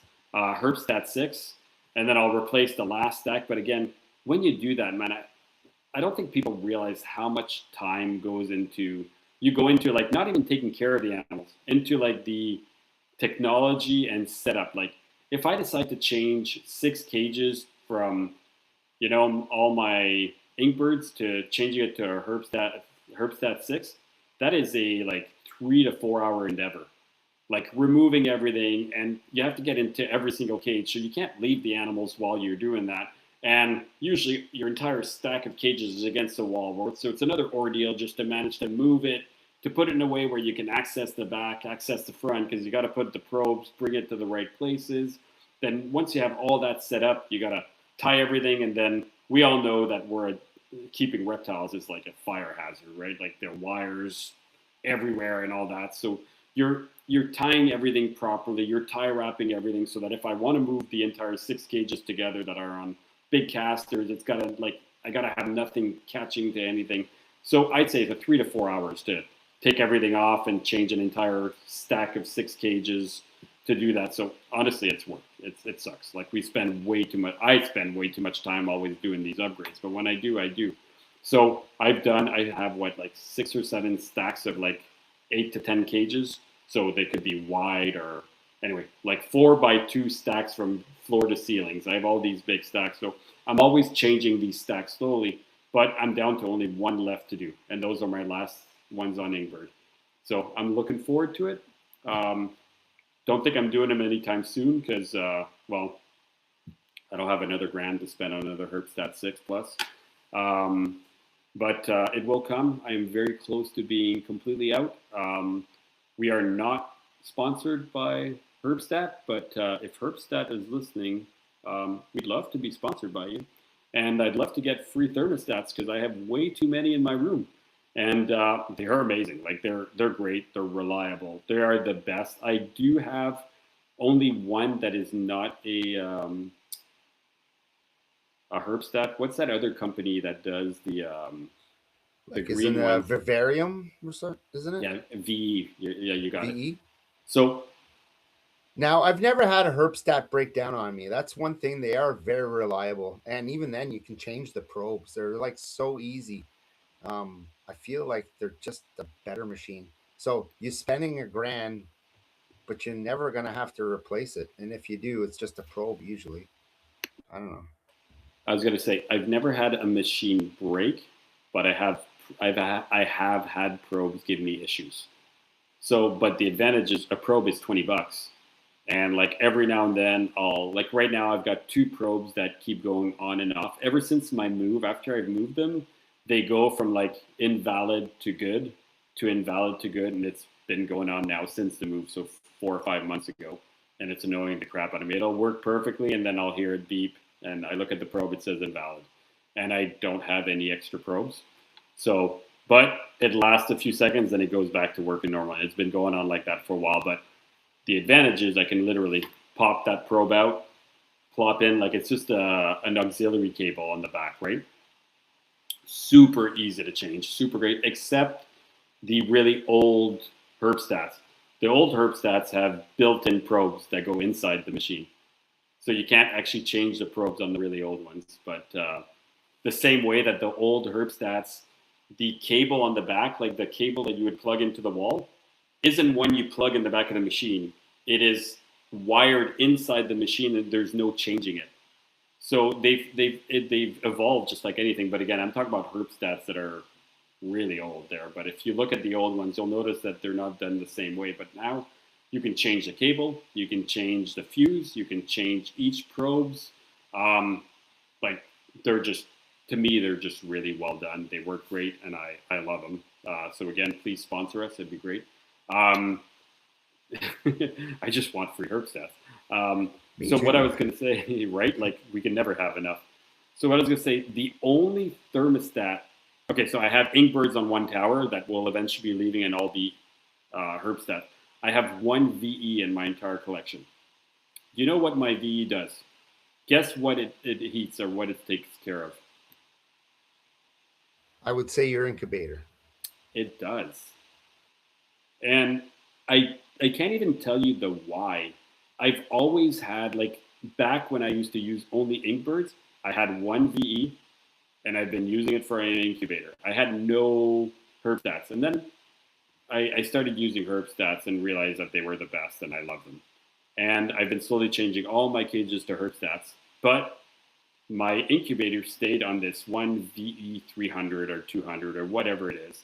And they're huge, but it's been the same one for over a decade and it works great. My temperatures work well and all my babies hatch every year. So why change a good thing when it works now? Would I put a Herbstat on my incubator? 100%. But I have one that works and I have zero issues with it. So it's kind of tough to, kind of tough to change a good thing. But I'll be honest with you, I personally wouldn't do VE, but I have reasons for it. I find they don't go as high into the amount of probes, and they're bulky, they're big, and they're I don't know. Do they work well? I think they're great, but I personally will always err on the side of Herbstat. But I know a lot of people who use them and they love them. So go for it, man. What's your thought on I that? have I have a Herbstat one for my incubator. It's the simple, plain one. The one when they reconfigured it, so everything comes out the back. So basically, the probe, I can change the probe. I can also change the wire, but it's the Herbstat one, so it's great. Keeps accurate temperature. It's very easy to set. I don't know. I have no complaints. Never have any problems. So Dom. So after you bought the Faval line, where did it go from there?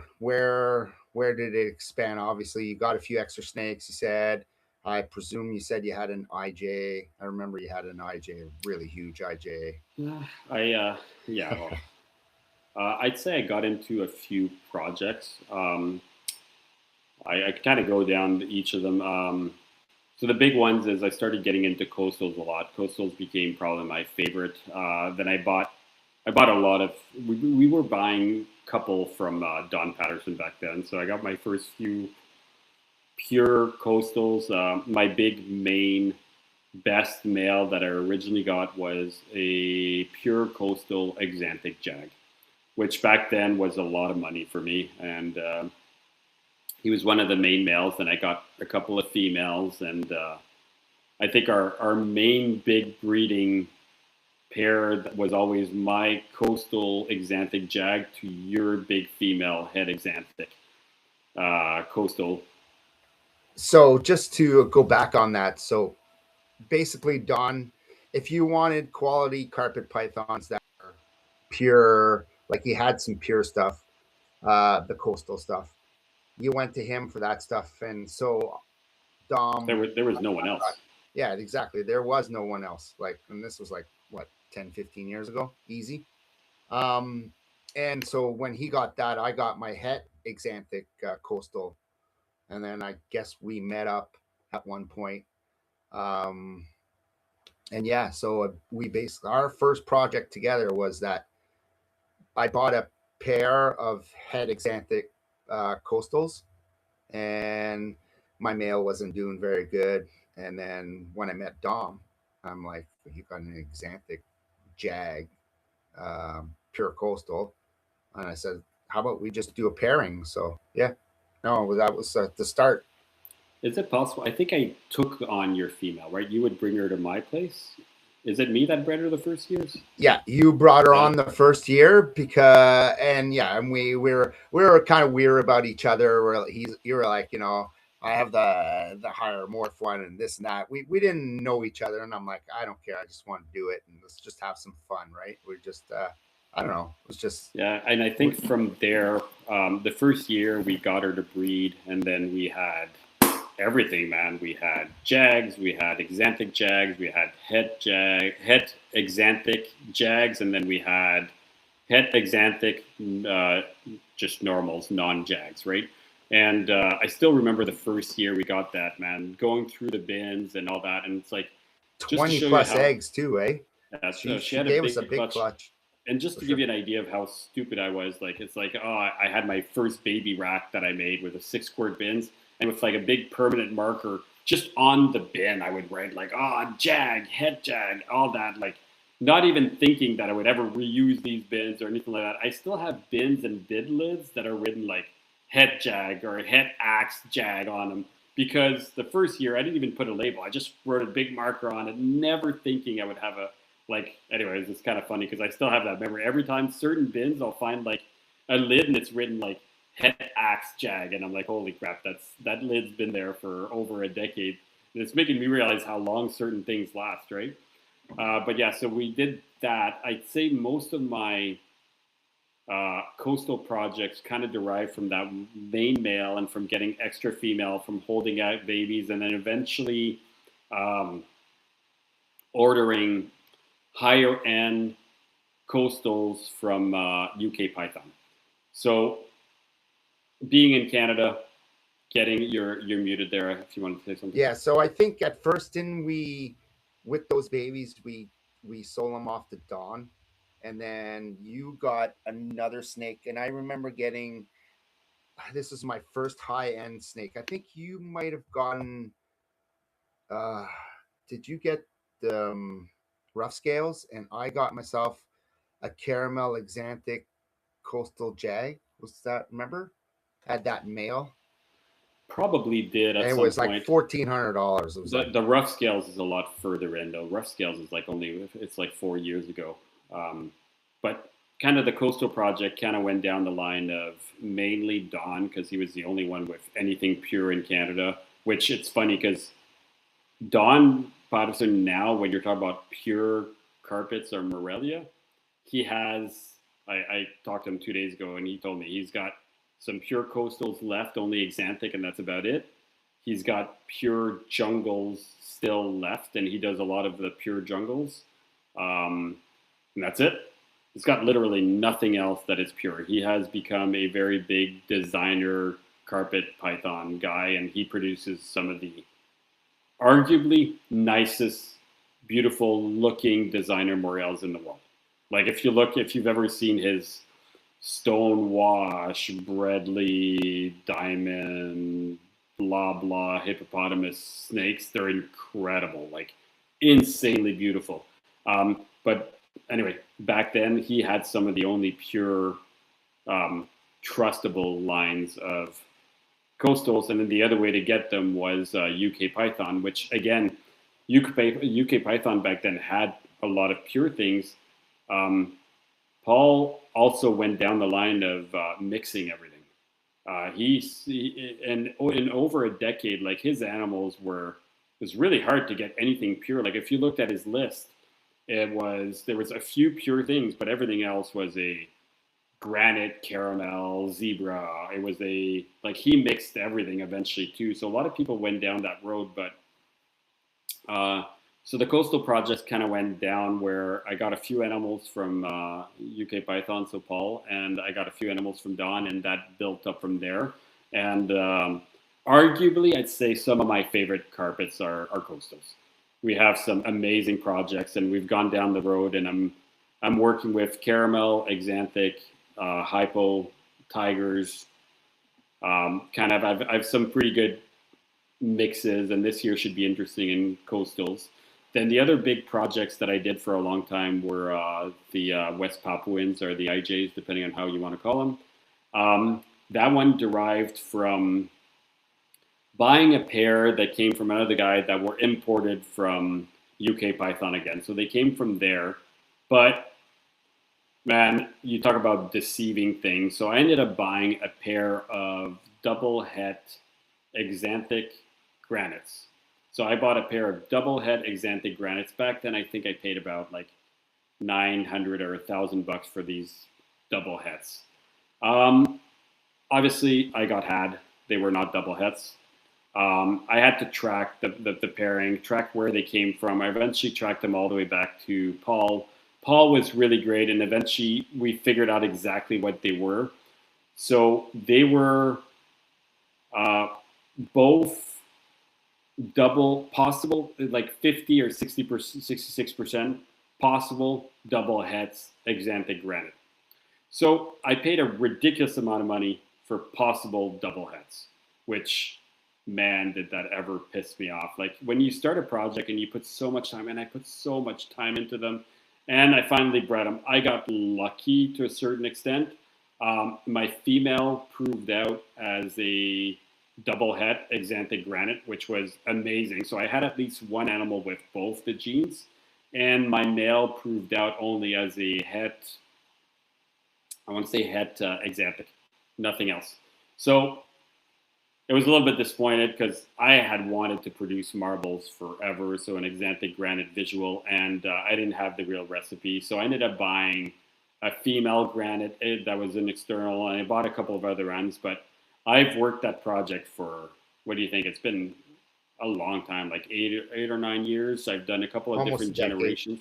Yeah, almost a decades of working that. And I did eventually amass all the right ingredients. And now if you were to look at my collection, it's, when it comes to Papuans, IJs, West Papuans, whatever you want to call them, it's quite nice. Like, so to give you an idea, I don't have that many now, but I have two females that are now proven breeders. One of them is a Exanthic het granite that's been proven out. I have another female that is a granite het Exanthic proven out, and both of those females have produced now marbles.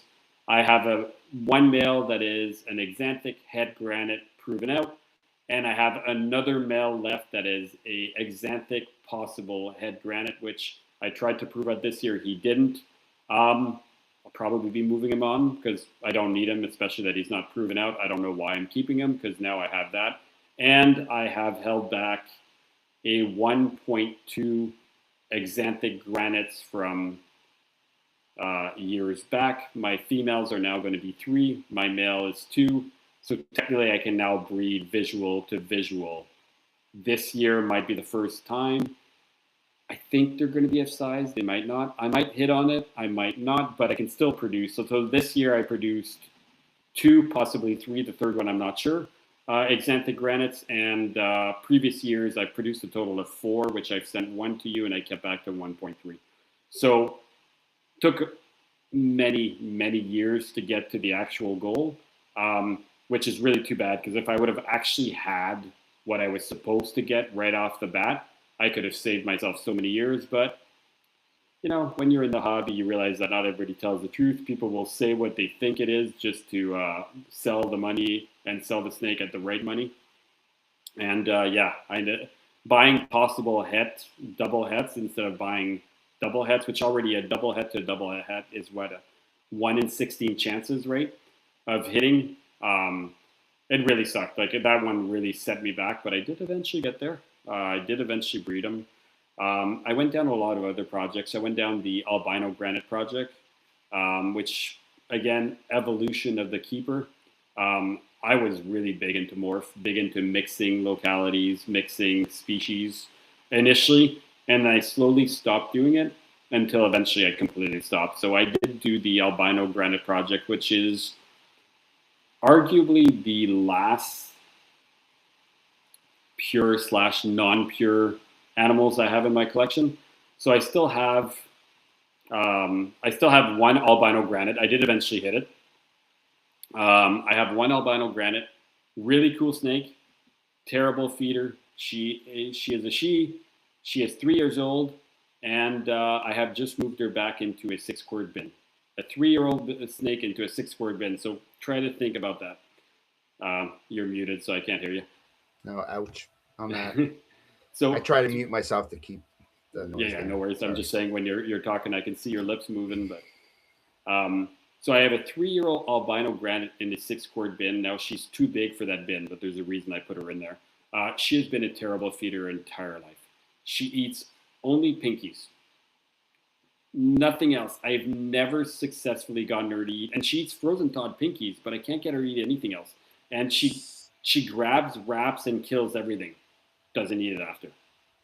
So I have a snake like that. Do you feel like eats better in the 6-quart than when it was in whatever, like one of your enclosures?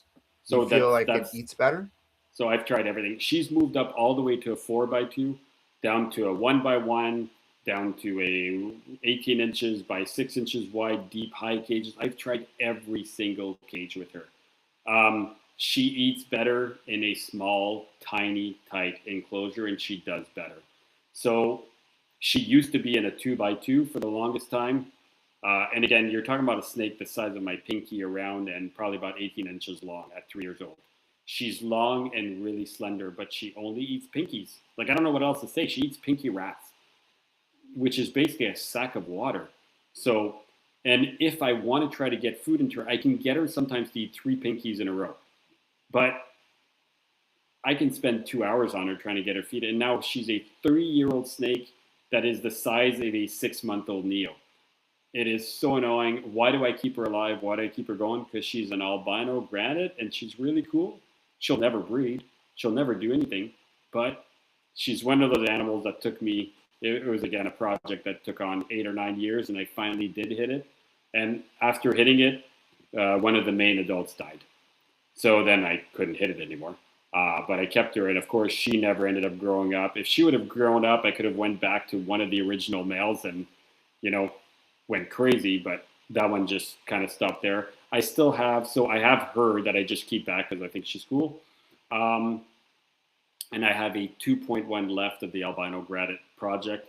I am moving 2 of them out because, again, they're technically pure according to the new taxonomy. But I feel like mixing a West Papuan carpet python to a Darwin carpet python, even though it is both variegata and it is considered pure, I think it's like mixing, I don't know, a Cape York to a Jalton. They're both Darwins, but why would you do that? Right? Like, It's not right. Like mixing a Darwin or an albino Darwin to a Jalton, what are you going to get out of it? Again, you're muted. I'm cringing when you're saying that Yeah. kind of stuff, you know? You hear what I mean, right? But I all those, totally. they're all technically pure, right? But why would you mix a Jalton to a albino Darwin? Like, unless your goal is just to mix in more different bloodlines, right? And then you're just going to go down the albino and you just Albino drop. Jaltons? No, you drop the word Jalton. Jalton doesn't exist anymore. As soon as you breed a Jalton to a regular Darwin or an albino Darwin, Jalton does not exist. You need to drop that word and forget it altogether. Because Jalton, all that Jalton says is locality Darwin, right? That's all it is. Cape York, locality Darwin. As soon as you breed a Cape York to anything else, it is no longer a locality. It is now just a Darwin. So can you do it? Yeah, I don't see anything wrong with breeding a Cape York to a Darwin, but just call it a Darwin after. Your Darwins might look different because Cape Yorks have been line bred for so many years that they're a very different looking Darwin. Same way with Jaltons. Jaltons don't look like Darwins at all. They're the same blood. Like they're both genetically they are Darwins. So you're allowed to do it. You're fine to do it. So in the end, going back to this is, should you breed a West Papuan to a Darwin? My opinion is no. I don't think you should call it pure either. It is pure according to the current taxonomy. So yes, it is, but only because West Papuan separated from Australia, like 30,000 years ago? I'm not good with this kind of stuff. I've heard Nick talk about it a while ago, but it's because they haven't been separated for long enough for them to have enough of a genetic difference that would be enough to call it a different species. So if anything, we could probably say that West Papuan is a locality of Darwin's. It is not genetically different enough to be its own species, but it's different. There is some differences. You can physically, I can tell, like, you show me any Darwins and any Papuans, I will tell you every single time with exactitude which one is which. So to me, they do look different, but they're technically pure. Anyway, long story short, I still have one albino head granite. And why did I keep it? Because it's a chimera. I mean, it's cool. Like, you pop out one of those anomalies, how can you not keep it? Like, I have an albino snake with speckles of black. Are you right? sure it's Like, not it's too mosaic? Oh, sorry. Yes, you are right. It's a mosaic. Sorry. Yeah, Didn't no, mean to you're correct you 100% on that. right. 100%. I mean, they're both very similar. It's just They are, yeah. so But yeah, you're right. there is a So difference apparently. So there is. I don't know enough about that genetic to know. I just know that it's a mosaic. So mosaics, the phenotype tends to be a 95 to 98% animal that looks like one gene. So in this case, albino, with very little of the other parental trait. So in this case, my animal is albino with very little genetics of the other parent, which is a normal. So you have some of the normal scales coming through the albino, which is just weird. Like I probably have about 25 scales in total that are black on an albino, which is cool. Just a cool looking animal. So genetically, it's useless. You cannot breed a mosaic. So having a mosaic animal is cool, but it serves no purpose on a breeding for breeding. It's going to breed like an albino, but it's cool to have in your collection. So I have my albino granite and I have my albino mosaic het granite. These are literally the only two albinos I have in my entire collection, but they're cool. But I guess they're pets because I don't think I'll ever breed them. Could I sell it? Probably. How do you sell a mosaic? Is that worth more money or is that worth the same thing? Or I don't know, like how often do you see a mosaic albino for sale? Never, right? So I have no idea if I could. How often do you see a mosaic period? Like, so I was going to ask that question because I have that super that I popped out this year. And how many clutches have we done of like whatever, like jungles, coastals, whatever, albinos. You popped out one, I popped out one. But how many clutches did it take for us to get that? So how often do these come up? So I feel like that's got some value to it. But like you said, you can't breed a mosaic and have it pop out spots on another snake. It's not, apparently that doesn't happen, right? Am I correct with that? Um, so it's genetically not reproducible.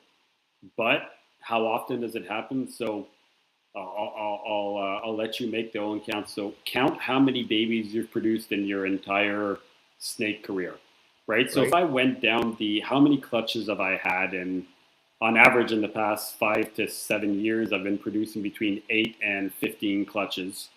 Um, and I've had a lot of them in the past, and I've been breeding since, holy crap, since I was about 17. So I'm 45. Yes, I'm old. You look at that, I guess I've been breeding for give or take 27, 28 years, which is insane when you think about it, keeping for about 30. Because I started breeding pretty fast. Within 3 years, I had my first clutches, first clutch of carpet python. And then I would have only one clutch here or there, right? Skipping years or things like that. But so I have no idea. Let's say I produced 1,000 animals. I wouldn't be surprised if I produced 1,000 animals easily. Because there's like last year produced 140-ish. This year is only about 60. The year before 120, 130. Like if I keep going back and back, like there's a good amount. So if I produced 1,000 animals and this is my first chimera ever, what's the odds? Maybe 1 in 1,000 babies. But then again, I've also produced one two-headed snake ever. Like how often does a two-headed snake appear, right? You remember that two-headed snake I produced? Yep, I remember. And I've produced snakes with no eyes, Brazilians. Um, so yeah, it does happen, but how often? I don't know. So going back to it, I would say that it's really rare to have it.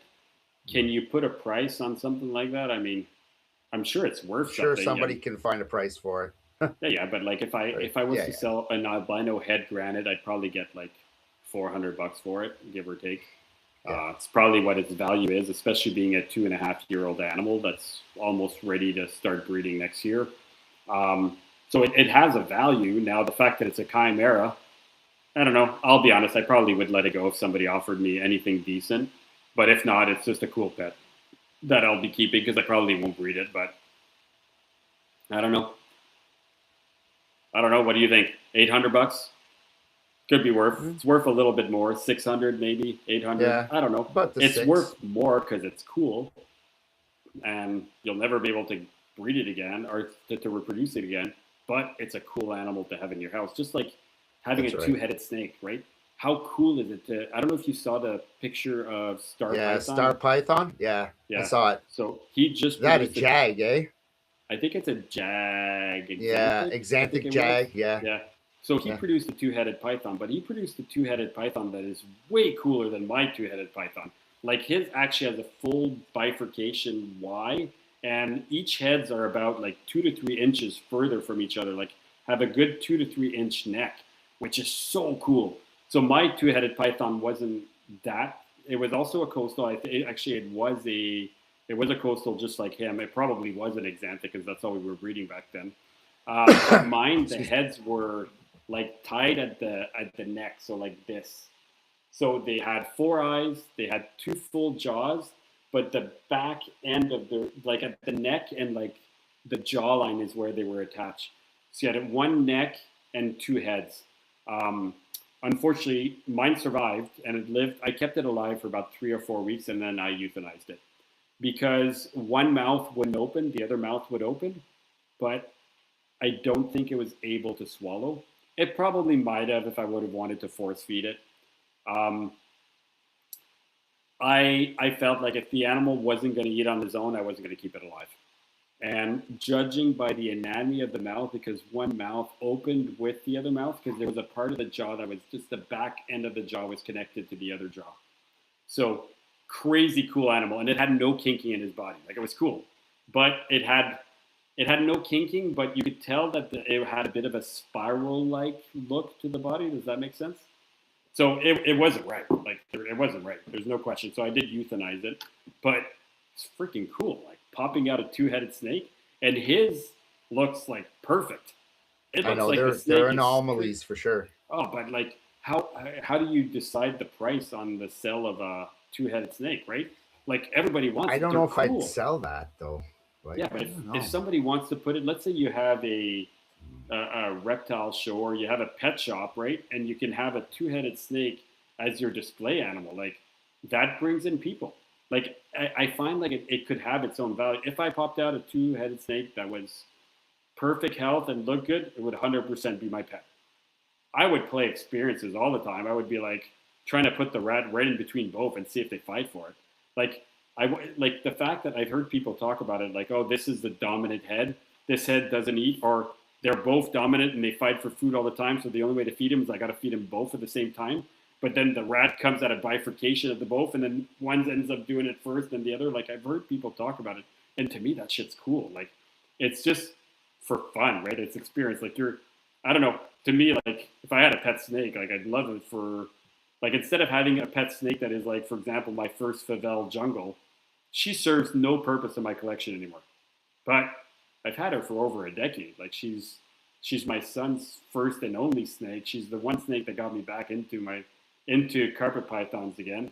Like she's never leaving. She's just my baby. Like you have your original female het coastal, right? A het, het exanthic that is gigantic. Her name was Diamond. I know because I've had her in my collection so many times, right? That female is gorgeous and she's huge. She is still by far the carpet python I've ever seen with the biggest head. Her head is massive. Like we're talking about like what do you think? Like almost 3 inches wide. She has got a huge massive head. She's not around anymore though. So anyway. Oh, did she die? Yeah, absolutely. Yeah, a few years back. A few years back she died. That hurts. It does. I'm sorry, man. I have the scrubs now in her cage, so. Fuck, you're so right. I'm so sorry, man. Like, talk about like it hurt, but I mean, it is what it is. It brought new chat. Like, I mean, yeah. The only thing that I'm that I miss about it is I didn't get a baby from her. I know you did, but I never kept the baby back. So. I have very few animals left, but I have one. You are right. I have one of her original babies, and probably from the last clutch. It's an exanthic. It is a simple exanthic coastal female. Are you sure it's not a caramel exanthic? I thought you said it is. It is because it was bred to my super caramel. That's right. Exanthic male. So you are 100% right. So I do have. I'm wondering if I have two. No, I only have one because my other ones are. So I have one original baby left from her, and it is a 3-year-old. So she died how long ago? 2 years ago? Almost 2 years ago, I'd say, yeah. Because that snake is 2.5, 3 years old. Like, I didn't breed it this year because it was too small, but this year is 100% ready. And I got her back in 2010. Yeah. Now I feel like I should give you that female. No, it's all good. Don't worry. I don't want any more snakes. I'm good, thanks. Yeah, but it's the. Yeah, so you almost got. I did get one a few years back when you did that clutch. I had two females and then you sent from her. some. You sent some to Dawn, and we needed some for the order. And I said it's all good. I was okay with it. You did give me a caramel one, but it didn't eat very well. It didn't do well, and it died. Yeah, it didn't. I think that one was just never thriving. That was a sister of that one, and it ended up dying. But the other one I have is just like a beautiful, perfect exanthic. Looks exactly like the mom, exanthic caramel. So her colors are different, but I do have one leftover female from that line. It's crazy because that female has produced so many offspring. Right. Like she's produced probably, what do you think? Like over 100 babies, but probably around 100 babies. Way more than 100 babies, yeah? I think. Yeah, I think so. And just because I had a clutch before I met you, No, actually, no, that's not true. She was bred with you the first time. I had another snake that was just as big. I think that was a mix, but I did the same thing as you did. Some mutt clutches, like in Well, those days we didn't know any better, right? So we've do you think that the reason for her death was keeper issue, like the fact that we overfed the shit out of her snakes a decade ago? maybe a little bit. So one thing that I had that she got was on her inside of her lip. She got a little tumor or a little growth. So she always had her mouth open. So I got that taken care of and taken, taken out, and I got her on some antibiotics. She got better, and then the growth came back, and then after that, it just got out of hand. It just I took care of the growth again, and then she got an RI, and that's a big snake to have an RI. But anyway, yeah, no, it got better for a little bit, and then the RI came back, and anyway, yeah. So When you say I don't know. took care of it, did you go to the vet and the vet literally like excised it, like cut it out? I cut it out, but it was the same thing. It was right on the lip, so I just took and I just basically it came out no problems. It just she had another growth right beside it after that, so I probably didn't. It looked like almost like a wart. Interesting. It was. Did you treat it with Baythrill or did you treat it with Yes, Cefta? no, Cefta. Yeah. Okay. Yeah, because Cefta, and I also went in the mouth. I was using like a yeah, like like the betadine mix. Benadine. Yeah, Yeah, yeah, yeah, yeah, for sure. and then Yeah, oral antibiotics and yeah, sorry, the betadine would be somewhat of it's not really an antibiotic; it's an antiseptic. So yeah. oral antiseptic It's a with rinse. It's a yeah, rinse for the mouth, right? So yeah. I yeah. mean, it's But yeah, it's yes, crazy. I must say it was one of my snakes that I really anticipated, and I really wanted to. At one point, I think before we knew any better, it was all about trying to feed your snakes, every 2 to 3 weeks and getting them up to size, and it was all about having a big snake, right? I don't know. So Now, I think that not so female is much. very. I compare your female diamond again for everybody. A diamond is her name is Diamond, but she's a coastal carpet python. Just her name was Diamond.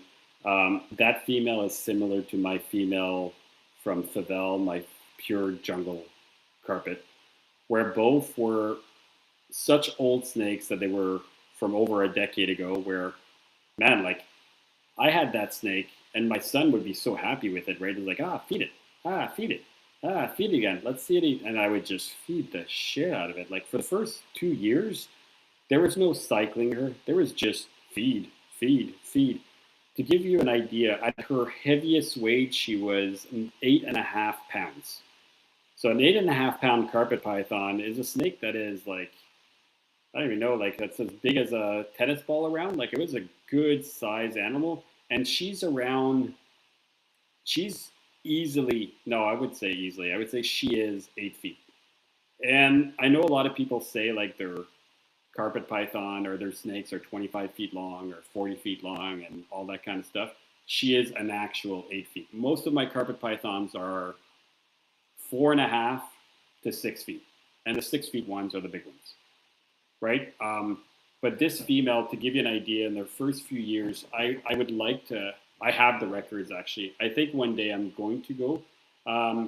She had 48 eggs.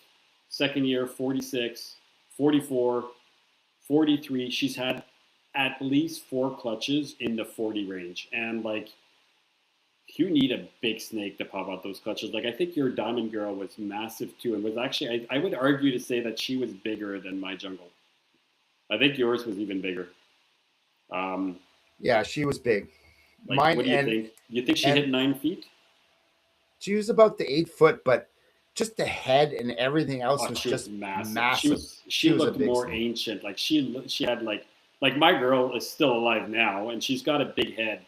Her But head was your head, cool. the head was bigger.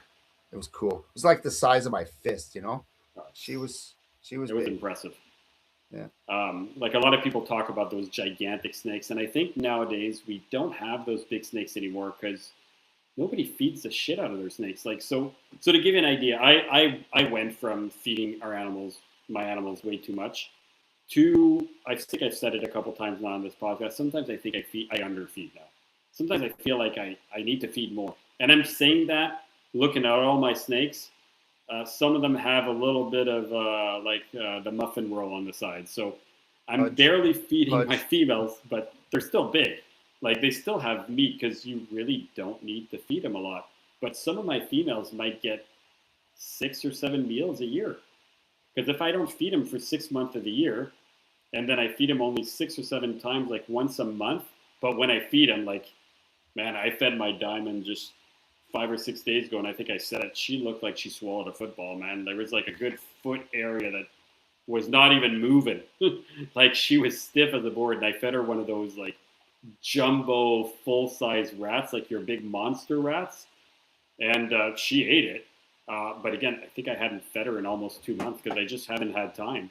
So, or I just forget about it. Or honestly, it's going to sound bad, but I don't care. But I truly think that it is healthier for snakes to not eat often, but sometimes have a small meal, sometimes have a huge meals. Like I've fed some of my big snakes. Sometimes I'll feed them a chick, just like a chick that's the size of a hopper, because that's what I felt like unthawing. And maybe I unthawed 10 or 12 or 13 medium or large rats, and I unthawed a lot of mediums and chicks because that's what I was feeding that day. And like half the big snakes got a full size meal, and then the other big snakes, like an adult female that's 3 pounds and 6.5 feet long, got a hopper sized chick. That's all she ate. And she hadn't eaten in a month. And I'm like, so what? It's perfect. She can have that and then a jumbo sized rat another week or in a month. And I feel like that sporadic, whenever feeding is so much healthier. I have literally zero schedule on feeding my animals. The only ones I try to do on a regular basis are the neonates. So the neonates I try to do once a week, and I'm saying try. It'll be like once a week, then once every 10 days, then once a week, and it's all over the place, but it's still on a much more regular basis. Like if I haven't had time to do feeding, I just feed the neos and I leave the other ones alone. My males aren't very big, but I don't think you want gigantic males. But my females, I got to be careful, especially on females that don't go. If I have a female that doesn't go this year, I am like then I really need to slack because or else they get chunky. Like I don't know. I agree. I'm the same way. I feel like your males, you feed them once or twice in a year, and that's about it. Just to maintain. That's what I do anyway. Just I make them work for it a bit. More towards the end of this, like fall, I'll give them a little bit more food, maybe. But apart from that, I agree. Some of the females that don't go, like my ivory female that didn't go this year, I'm going really like I'm lacking on her food. Um, I tend to feed all the neonates and all that good stuff, and anything that I want to possibly try to get up to size for that season. Like perfect example, I have an albino zebra male I've been wanting to put in with my het. So zebra het albino female. I know that's my cross project, but I want to produce a super albino zebra. So it's gonna happen one of these days. But it's last year I did not feed her, and I barely given her any food this year. But that male, I've been trying to pump him up because he's not even half the size of her. He's pretty small. He's a 2024, I think. So he should be fine. But he's still got a lot of growing to do to mount her, I think. So, but yeah, no, I totally agree. I just try to get the ones that I think. So, perfect example, like the pygmies. I'm trying to give them a little bit more food, right? Like just the things that I think I'm going to breed this year. I give them a little bit more food. I don't know. You agree with that, though? I do, but let's go back to the pygmies. So what do you have a? I actually don't know which pygmies you have, or how did you keep back just a female? Did you keep back? What did you hold back? You're muted, my friend. So we kept, as far as we know, like both you and I sex those. Yeah. We probably need to sex them again. There were two females that we kept back, right? And you Plus the have an male. adult male, right? Yeah, you gave me the adult male, right? The other Yeah. male, So I right? had a 2.2. I ended up giving you an adult male Yeah. because one male is good for two females, and he breeds both females every time. So you think we held back two females? Well, I'm gonna get some guy that I know to come over and sex them for me. Is he like a really good-looking, nice guy? Well, I don't know about good looking, but anyway, we'll put him to work anyway. Sounds good. No, I was just curious. So you have a 1.2 as well. Yes, yes. Oh, can you imagine they both went and my two girls went and we had 4 clutches of pygmy? We would that have means a to. lot of work for me. That doesn't mean Uh, anything for you. that sounds horrible.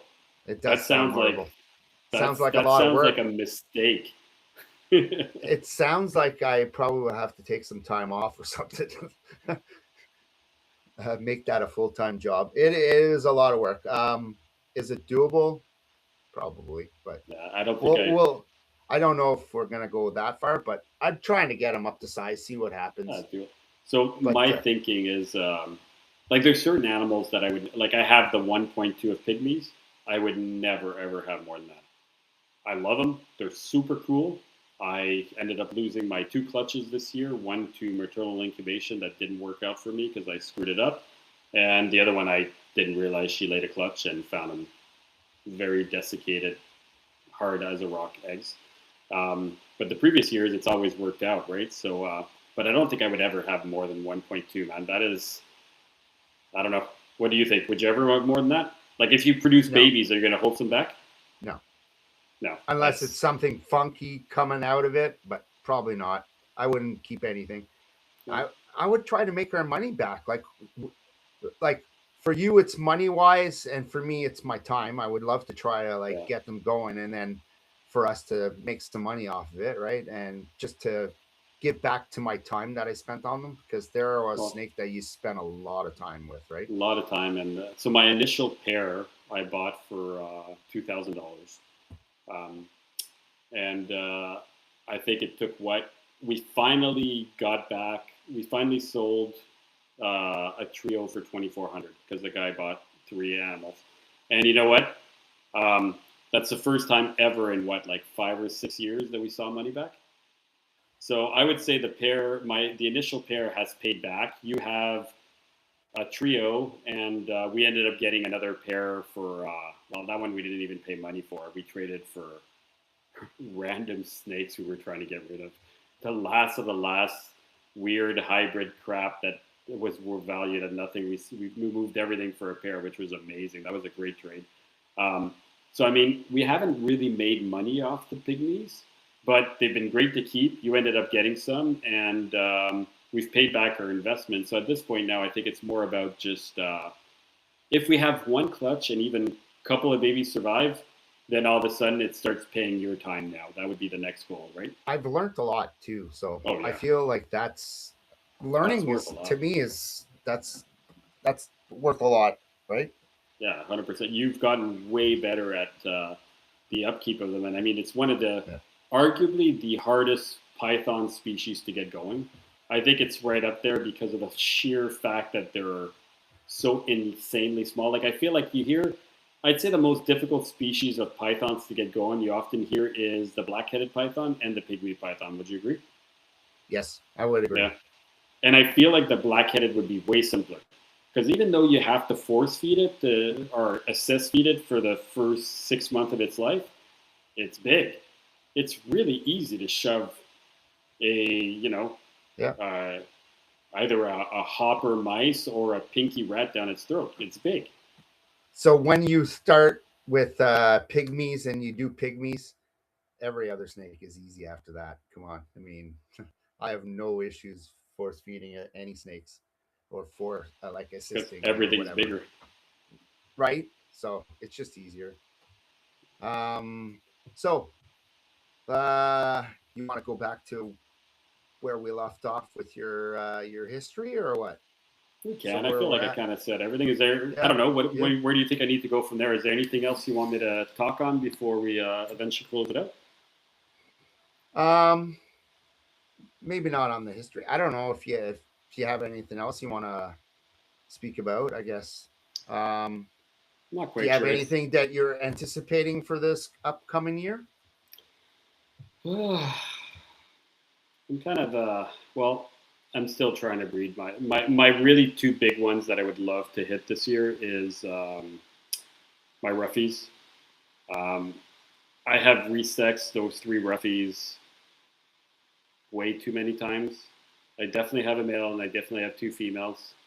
Um, I need to really be careful now about feeding my females because one of my females is, I will call her chubby. She's got some meat on her bones. The other one is a very nice, healthy, good sized female. And my male is he's smaller. He's probably half the size of the really big girl. But he's, you know, 5 feet long and slender. Um, so they're definitely my number one goal. Actually, I don't even know if it's number one. It might arguably be my number two goals. My number one goal is my diamonds.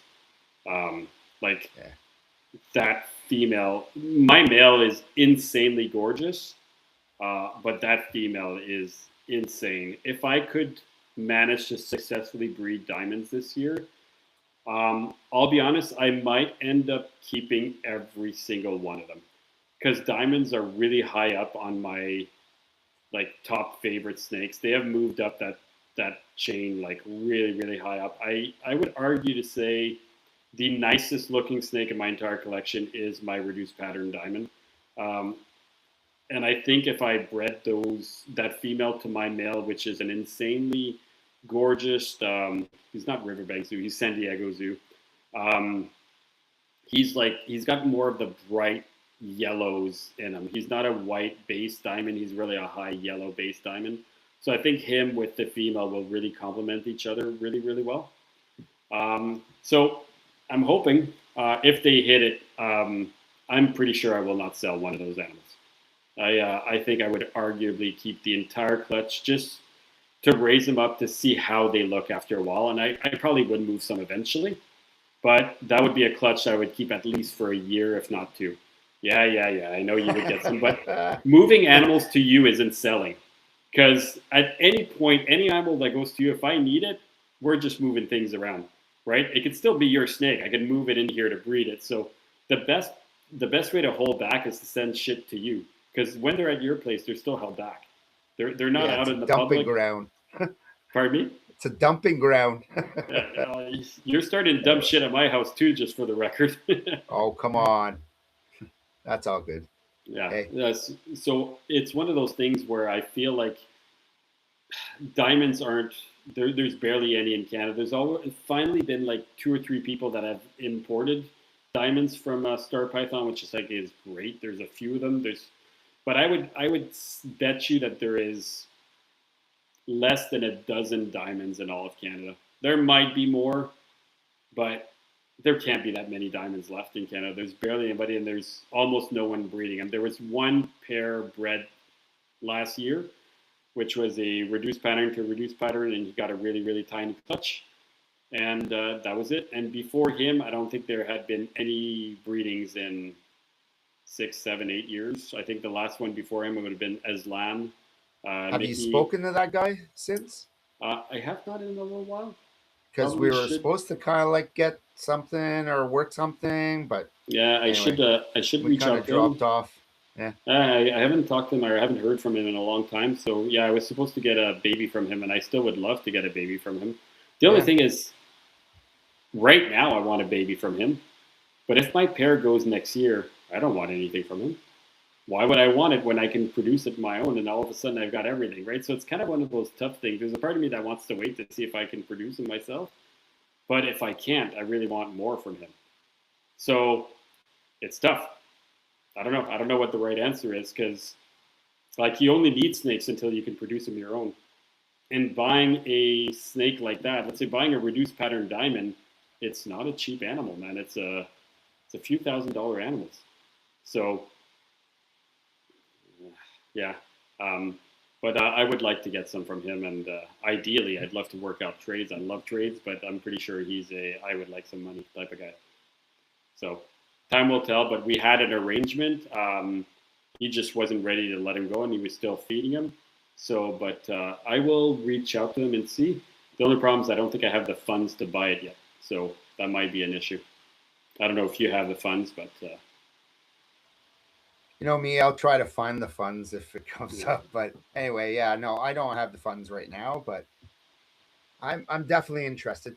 If the yeah. right price for something like that, definitely is an interest. But like you said, if you produce them, I'm not gonna want it either because I Well, know I just gotta wait and well, you'll if pass I them on to me, produce them, right? you know you're getting baby diamonds for That's free, right, right? right? So So yeah, all of a sudden, there's no more reason to buy anything, especially the fact that you ended up getting, you have a pair of diamonds that are completely unrelated to my pair.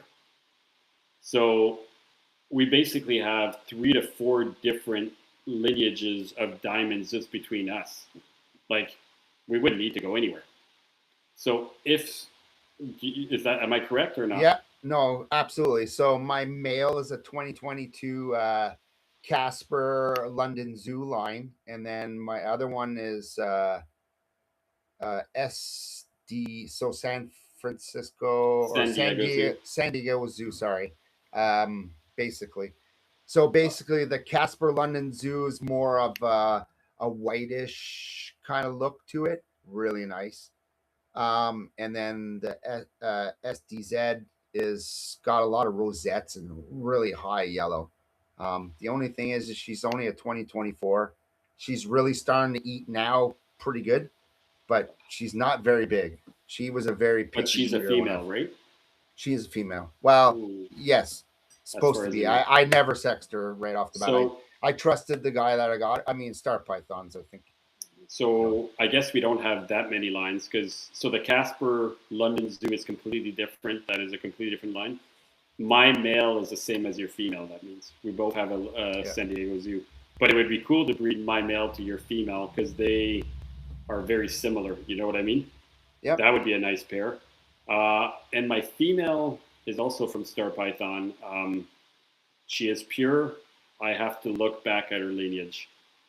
I actually don't know her lineage by heart, but I think she might. She is a mix. Like by a mix, I mean like either half San Diego Zoo or Just half a sec. something I'll look else. it up. I have an email from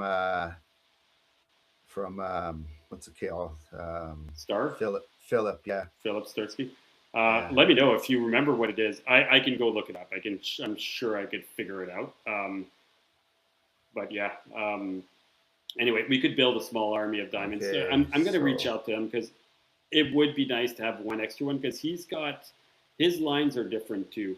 I don't know what it is. I'd have to go look okay. again So at our text. regarding the reduced diamond pattern mutation occurred randomly at my facility back in 2022 for the first time. Dam and Sire were both regular captive bred 2018 diamonds that were traced back to Godsford lineage and which parents have never produced any RPDs before. Okay, So basically, yeah. so So the basically, Gosford. yeah, Gosford.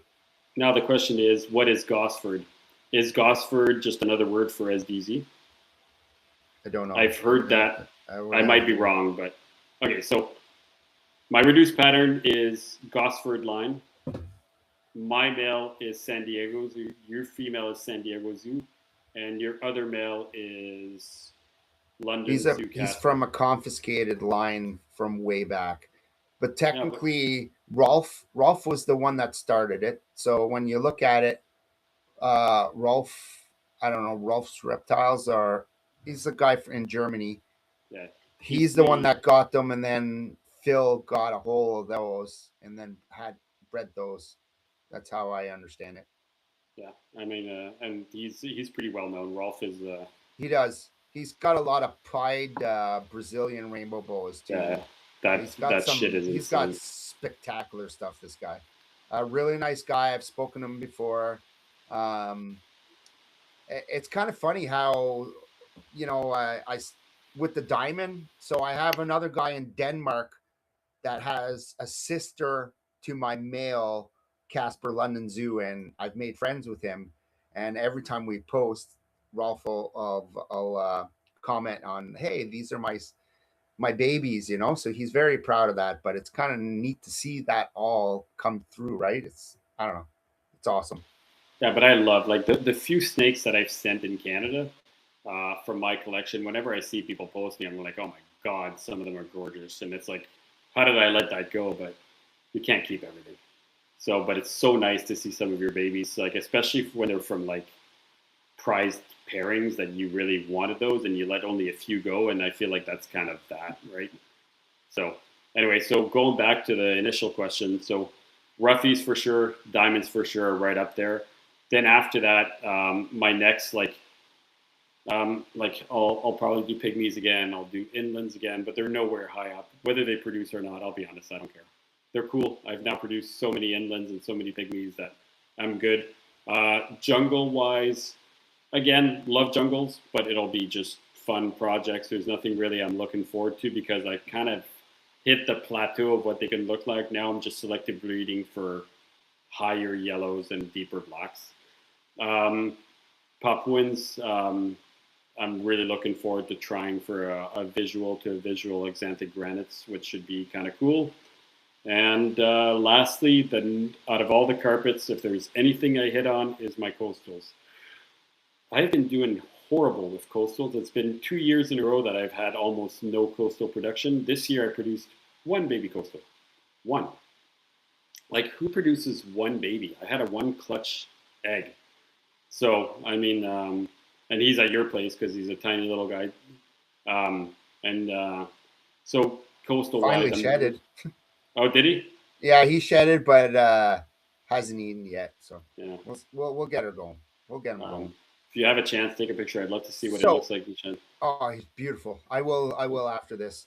So I want to ask you, the 2023s that I have you bred those yet? So the super caramel clutches, het exanthic, not the hypo and caramel, but just the caramel stuff. So the I have a lot of that stuff, stuff. I tried to breed your females with my male this year. Yeah. They locked up and they didn't produce. They'll be ready this year. Oh, so they're huge. Your females were like on the cusp of ready to good size. I only have one female from that year. Mine wasn't ready. I didn't even pair up. I felt that she wasn't ready. This year, 100% will be ready, right? Like she was a 3-year-old, so now she's a 4-year-old. 100% will be ready. So how many do you have of that? Only one. Only one? That's all you kept back, eh? I only have, yeah, I think I only have one female left. Holy shit. I think I have I think I got a 1.3. Ooh, are you going to breed them together, or are you planning on using my male? I think that male's going to be good. Okay, yeah. We'll figure it out. So that would be a nice. He's really doing well. The male is getting pretty big. He's in a 2x2 right now. I mean, I try to keep my males in a smaller thing because save space. They don't need that. Like, they're smaller, right? But yeah, he's packing back the food. I think he'll be good to go. If not, I would like to do the same thing I did last year and have that male. I think those will make excellent babies. Yeah. So I would like to get rid of some of those, though. I think I have a little too much. Well, eventually, figure out which are ready or which go, and check the sexes again, and then decide from there. Coastal wise, I've been growing up a small army slowly.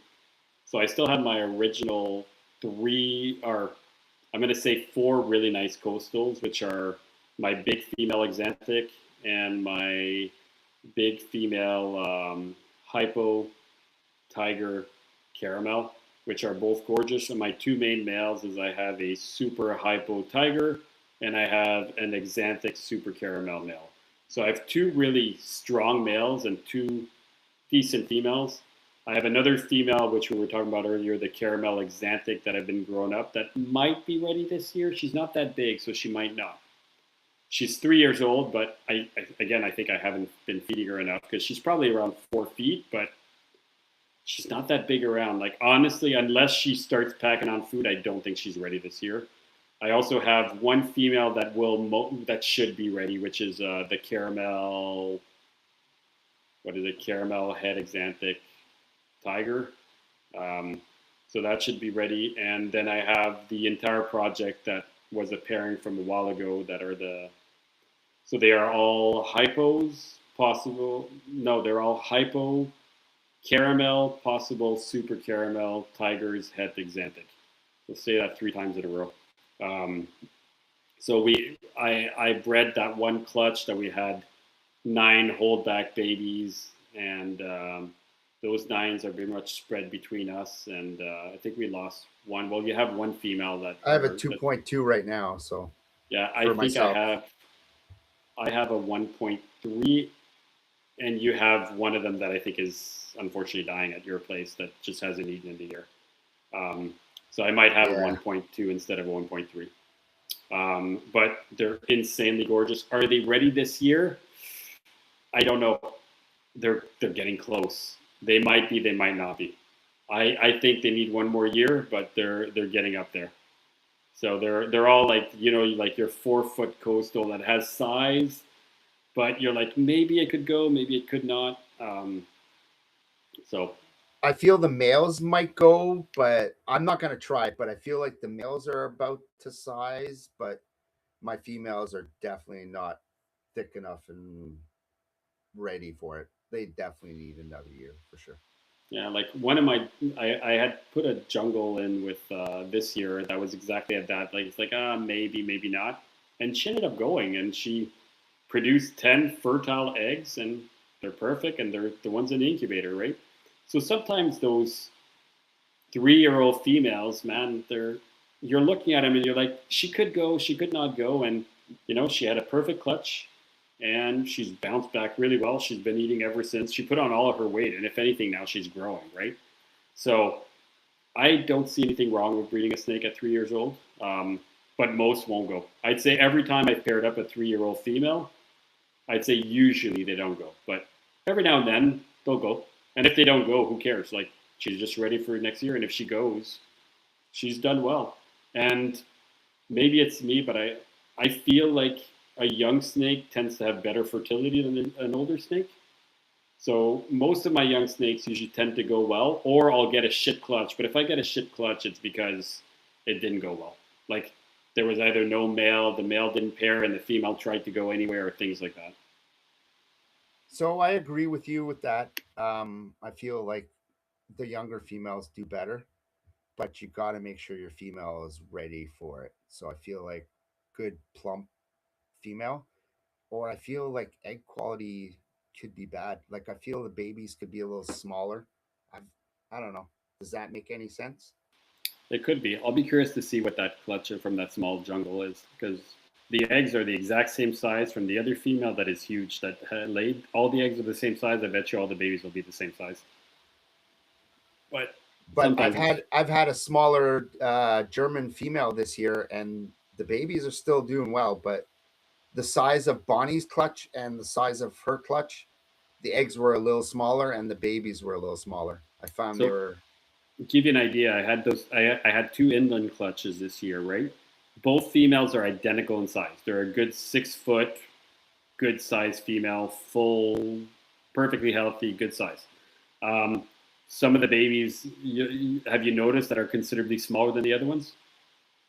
Yeah, and I mean, I don't know why. I've noticed some babies are really tiny, and then some other ones are chunky. Yeah, so I can't explain the why, but it just happens. But I mean, like humans, right? You got a small, chubby guy, and you got a big, tall, slim guy, and then I don't know, right? Like we're all made differently. I mean, that could be the way it is. I don't know. Maybe I'm different. No, fair enough. Fair enough. All right, man. Is there anything else you want to hit on before we close it out? Anything you want to talk about, or because we're at holy fuck, man, we talk a lot. 2 hours and 25 minutes. That's not bad, eh? We did all right. I mean, no, I'm actually even surprised people logged on, like, because we didn't even tell anybody we were filming on a Saturday Was there? morning I at didn't 8. see anybody log in. So Oh, you don't see it? There's no, 3 I don't people see on it. right now. People haven't been chatting, Oh, but they're okay. logged on. Are they? There was between 3 and 6 people the whole show, which really surprises me.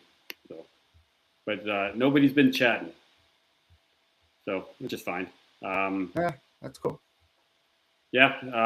Anything else you want to hit on before we close it out? No, I think we've hit quite a bit. I Yeah. don't know We what have else. a really good show next week. Like really, really good show. Should we Yes. say it or should we not say it in case it doesn't happen? Let's do it. Yeah. Whatever. I right. mean, I think it'll happen no matter what. Hopefully, there's no rescheduling, but that'd be really awesome. So as of right now, we have the mayor of Condortown that has agreed to come on. So we're looking forward to that. What'd you say? Very excited. Bill Segal. Yeah, Bill Stiegel there. So the mayor of Condortown, which is like, it's one of those guys that I've always wanted to chat with in my to try to get a different perspective. I hear him all the time. Like he does all up in the Tree Tuesdays on help me out there. MJ Trap Talk MJ podcast, which is amazing. Great podcast. It is great show. Bill Stiegel is one of those guys that just amazes me. I'm really happy to have him on. I hope it happens. If it doesn't, I apologize, guys. But as of right now, he's scheduled for next Sunday at 7. Except Exciting. for that, Shan, you want to? I'm trying to work on a guest too, so nothing. Yeah, that one yet. Don't say only because it's not confirmed. Yeah, I know exactly. But we're working on great guests out there. So. Yeah, there's a couple of guests that we really want to get on. Bill Stiegel is really high up on the list. I hope it happens next week. And we'll go from there. Shen, you want to drop your contacts? Let everybody know how they can harass you. Right. So Shan Melanson at on Facebook or Instagram. Message me anytime, Messenger or whatever. Always looking to chat. Am working on a group page. I am so busy with everything, so for me to sit down at a computer takes a lot sometimes. Eventually I will have. I know it's probably people are just like, it doesn't take long to make a group page, but I plan on doing that and expanding a little bit more on that part. But yeah, how about you, Dom? For myself, Dominic Calvino on Facebook. Instagram is Dom's Reptiles. I do have a personal Instagram, but unless you're a true friend, you're not on there. But Dom's Reptiles is the one for reptiles. Dominic Calvino for Facebook, like I said, and that one is mainly snakes. I'll be honest, I'm not one of. I post almost nothing of my life. It's really just animal pictures all the time. Our clutches, it's just better for selling and shit like that.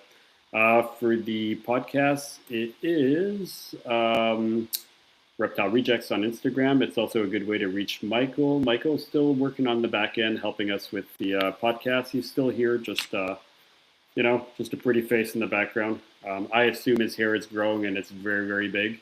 But you guys won't see him until he comes back on when he decides to come back on. So we wish him luck and hope that he makes a hasty return. So, Mike, if you're listening to this, yeah, I know life is complicated. Miss you, buddy. I know life is busy. We love you. Come back. And that's right. We want to see that mustache again. I want to see the hair, man. I want to see the full fro. So to everybody who's logged on, I appreciate it, even though we didn't tell anybody we were coming on. But again, the live, we're going to try to keep it every Sunday at 7. And when we can, we will. But in the end, we're still releasing an episode every week for now. I appreciate you, Shan, for coming on, for helping out. You're good shit. And anytime, buddy. You know that. Yeah. So to everybody who's logged on, thank you. To everybody listening, thank you. Have a great night. Please click the little buttons, subscribes, all those kind of things on podcasts and on YouTube. And we'll see you guys all next week. Thanks, guys.